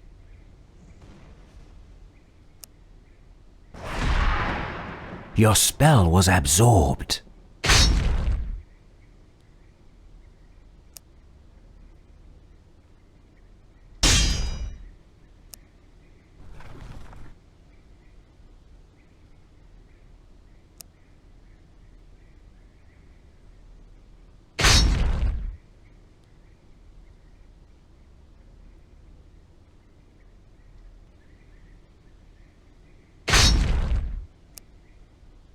Weather conditions changed.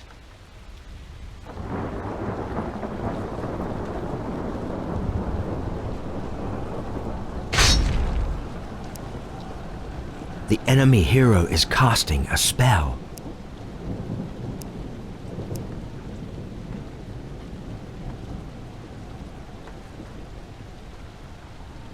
The enemy hero is casting a spell.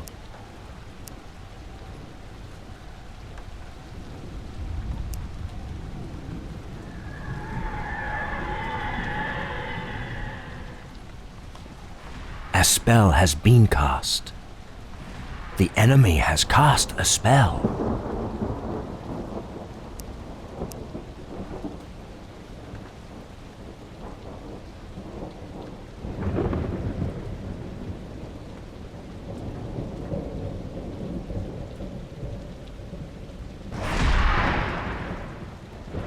The enemy hero is casting a spell.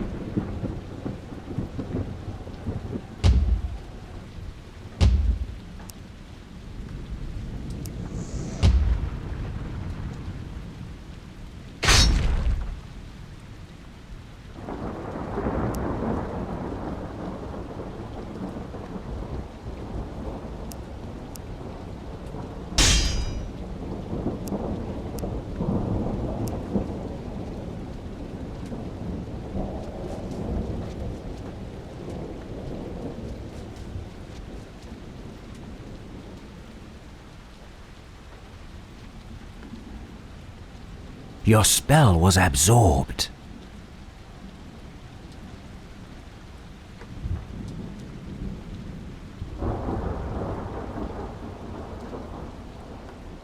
Weather conditions changed.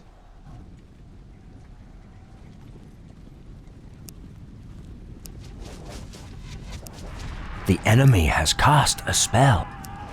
The enemy has cast a spell.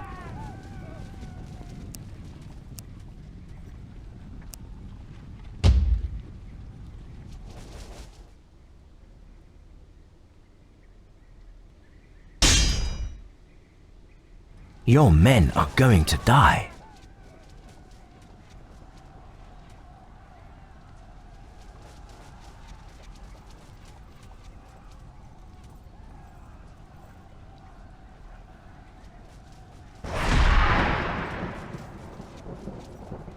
The enemy hero is casting a spell.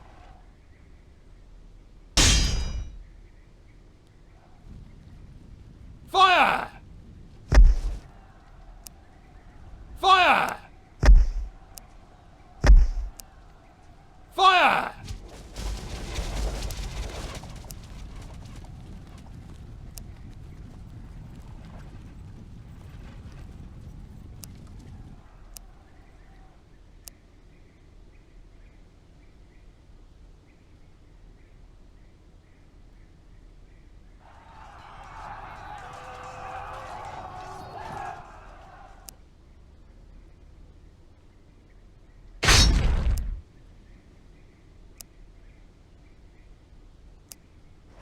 The enemy has cast a spell. A spell was cast.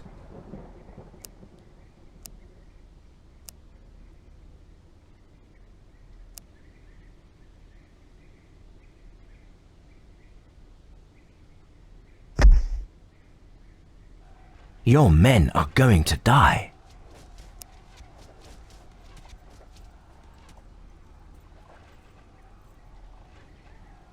Your unit is going to die.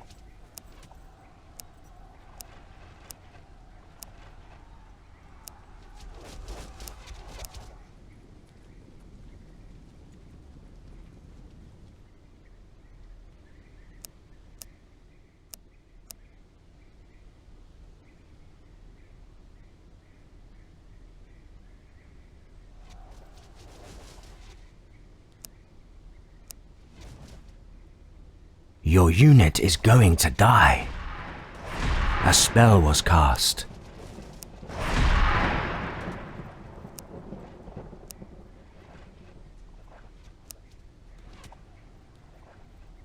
Your spell was absorbed. Your units are in danger.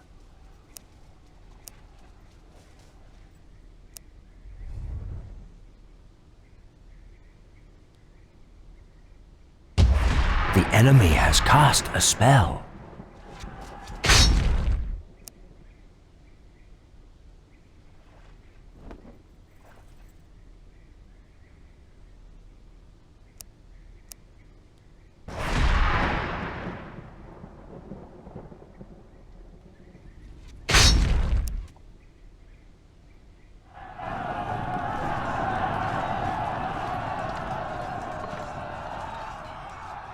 The enemy has cast a spell.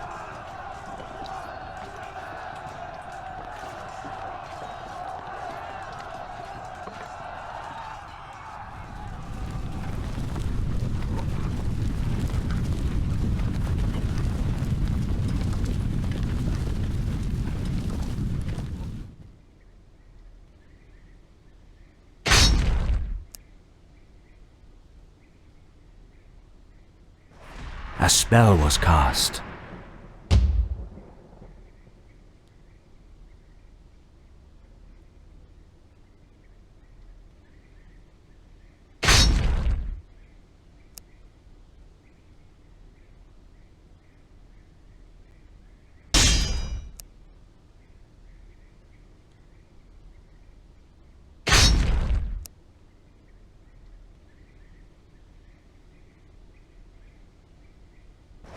A spell has been cast.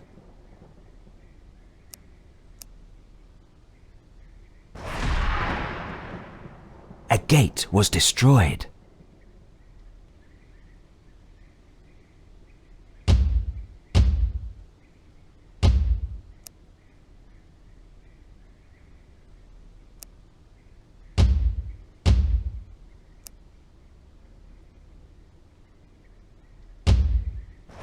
A spell has been cast.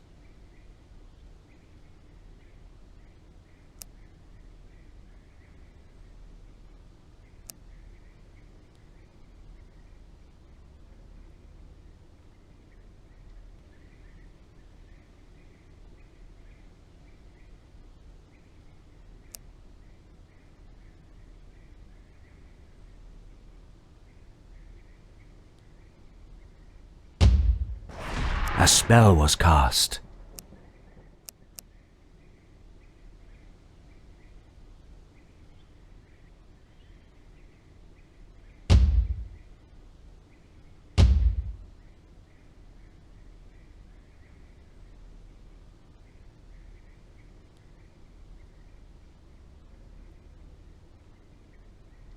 Your units are in danger.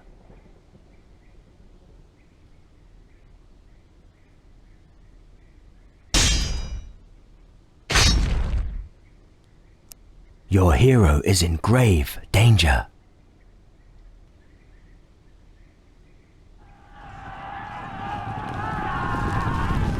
A spell was cast.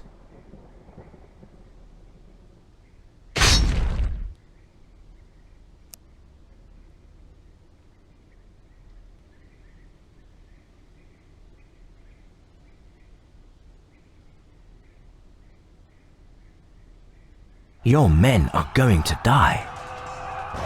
The enemy has cast a spell.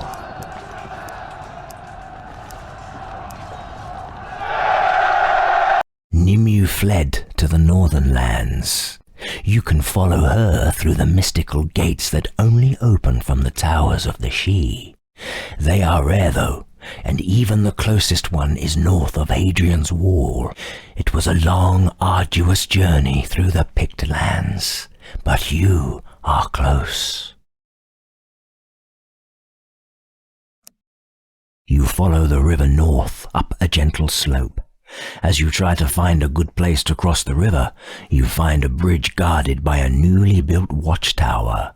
A knight appears, and he wants to know who you are and what your business is. The guard escorts you to a camp across the bridge. You meet a thin, tall knight in the tent. He introduces himself as Sir Percival, which leaves you speechless for a heartbeat. This man wearing the armament of the Knights of the Round Table is a living legend. He wants to know why you are here. I see you have she blood flowing in your veins yourself, and you must also be some kind of a sorceress. This land belongs to the Order of Sentinels, who don't like your kind. Whatever your goal is, you have to turn back, he says grimly. Sir Percival looks perplexed, then suspicious. The king is alive? He whispers, as if saying it aloud would break the charm. When you nod silently, he sits down in his chair and buries his face in his hands. After a while, Sir Percival gets to his feet, politely asks you to wait, then hurries out of the tent. The knights outside are already in their saddles. You also get on a horse and join them on the way to the northeast, and after some time you gallop to the front to Sir Percival. A smile appears on Sir Percival's face. My task is to defend this post, but the leader of the Order, Sir Lancelot, is in the castle. You are shocked to hear this. Sir Lancelot disappeared without a trace on the night of the assassination attempt against the king. I know that tower. The Sentinels tried to destroy it several times, but to no avail. What do you want to do there? Percival listens to you carefully and tells you that in this case, Lancelot would surely let you into the tower.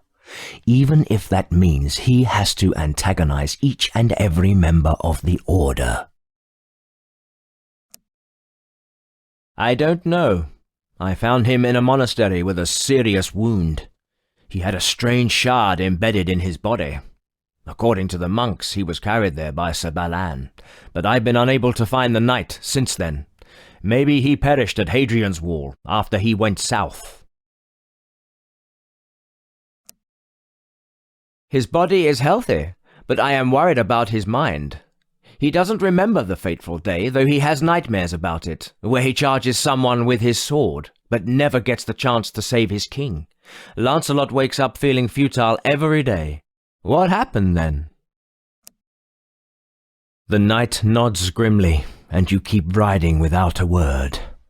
When you reach the fortress at dawn, Percival leads you to Lancelot. He is a haggard, grim man with a strong presence. After polite greetings, he tells you that he would like to talk to Percival first.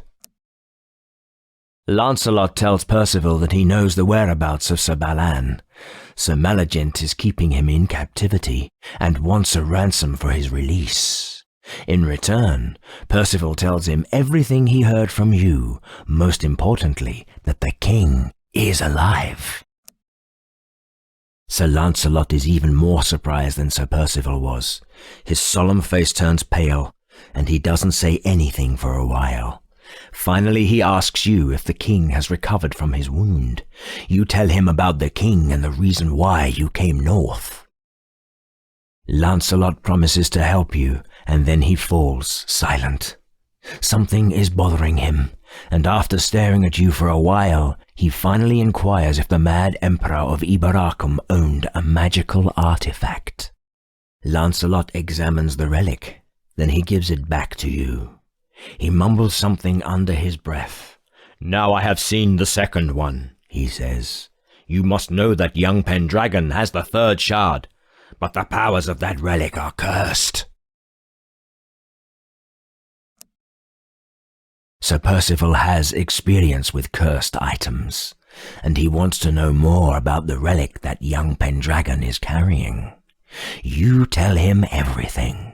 Percival thinks that the magical defense of the monastery has imbued the shard with a spirit impression of the wizard who created the shard.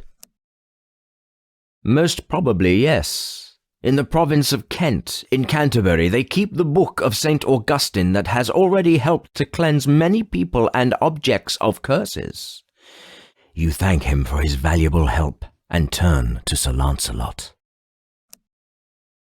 "I cannot return to my king until I know what happened on the day of his assassination," says Lancelot. Then he turns to Percival. "Send an envoy to the king to assure him of my loyalty. Then get ready. We shall set Sir Balan free." The tower stands in the wilderness, out in the mountains, in a secluded valley. "I'll send a guide with you," says Lancelot. With the sentinel guide, you reach the valley in barely 2 days. The she tower is almost in ruins, but it still stands tall. Thorns and twines cover the slabs. You soon find the hall and the mystical gate you seek, and open the gate to the north without hesitation. My, Lord Pendragon, you have quite a gathering of the lost champions behind Hadrian's Wall. Not only did I meet the fabled Lancelot, but I also had a very enlightening discussion with the wise Sir Percival. He has an interesting theory about the curse that has fallen upon your precious piece of the Grail. You must find Sir Galahad, the greatest of the Grail Knights, now the loyal bloodhound of the pious Saxons of Norfolk. Persuade him to cleanse that shard, that you may use it to seal the nether gates again. Finally, I have found a fading tower. Now I shall set off for the cold northern lands of the mysterious Queen Morgause. I shall leave my men behind, as I can only take some of my chosen warriors, but rest assured, Nimue is close, and I shall deal with her shortly.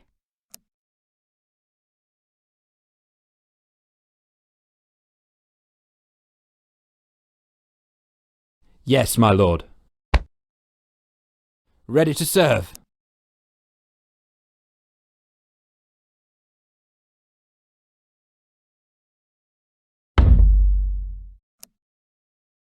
Ready to serve. Yes, my liege.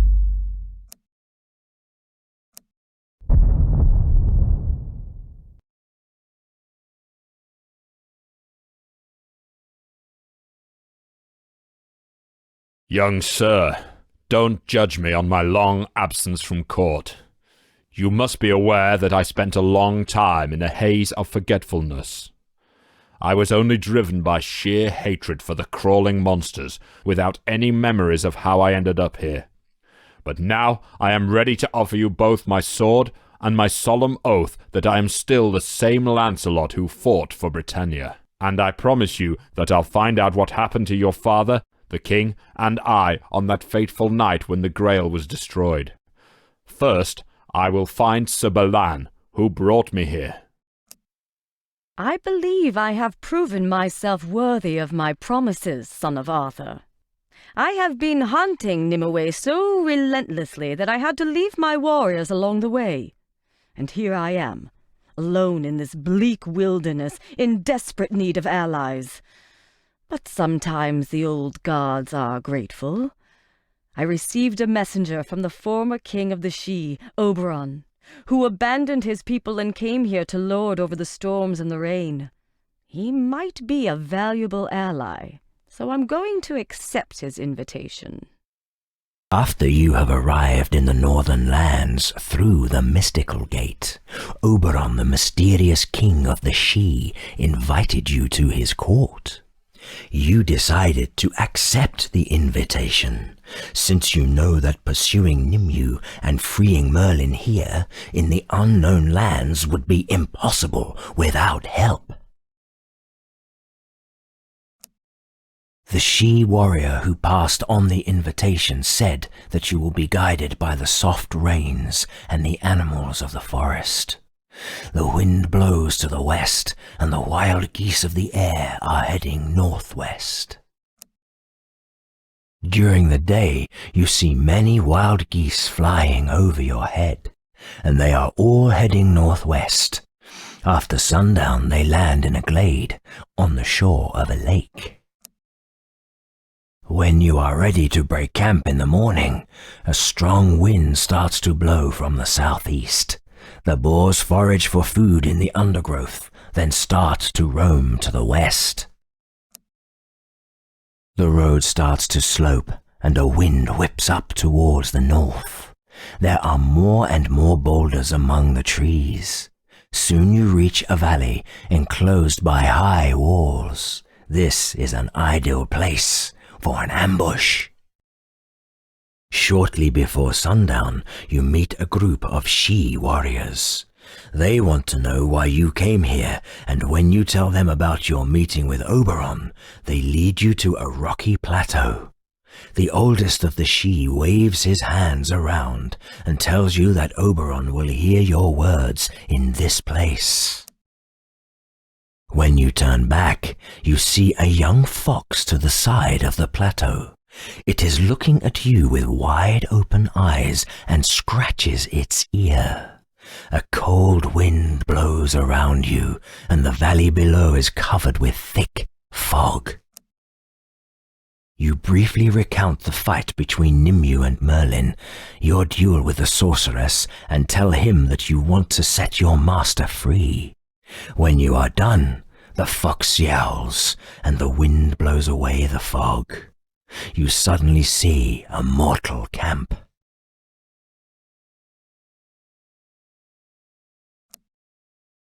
You find a Christian camp in the valley. This is interesting. You would never have thought that you'd see something like this here. There are 24 knights and a group of spearmen.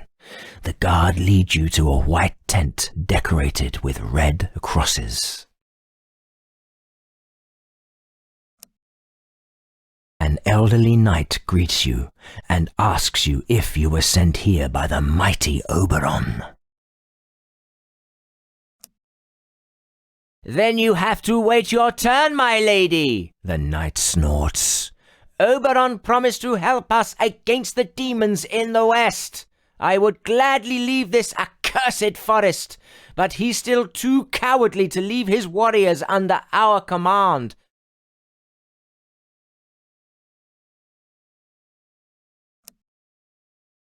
Because our numbers are few. The kingdom of Alba is protected by the holy shield of Saint Joseph of Arimathea. The saint drew a cross on the shield with his own blood, so it is as powerful as the greatest relics.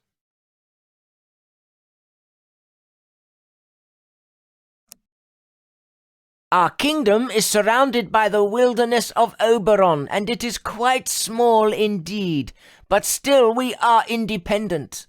We might build a huge empire if we could penetrate westward, but we have to overcome the Fomorians there first. This is our mutual interest with Oberon. We are the Knights of the Order of the White Shield. We are the defense. The knight scratches his head. That is true. Maybe that is why Oberon sent you here.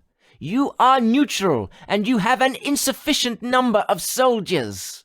Only one question remains. What do you want for leading this army? I'm hunting an unseelie sorceress who fled here from the south. Help me find a way to defeat her. The knight ponders this for a while. Then he nods. Just then a soldier walks into the tent and reports the arrival of some Seelie warriors. Outside the tent, a she-warrior greets you. I salute you, Morgana Le Fay. I have come here with the army of Oberon. Lead them against the Fomorians and enlist the Knights of the White Shield.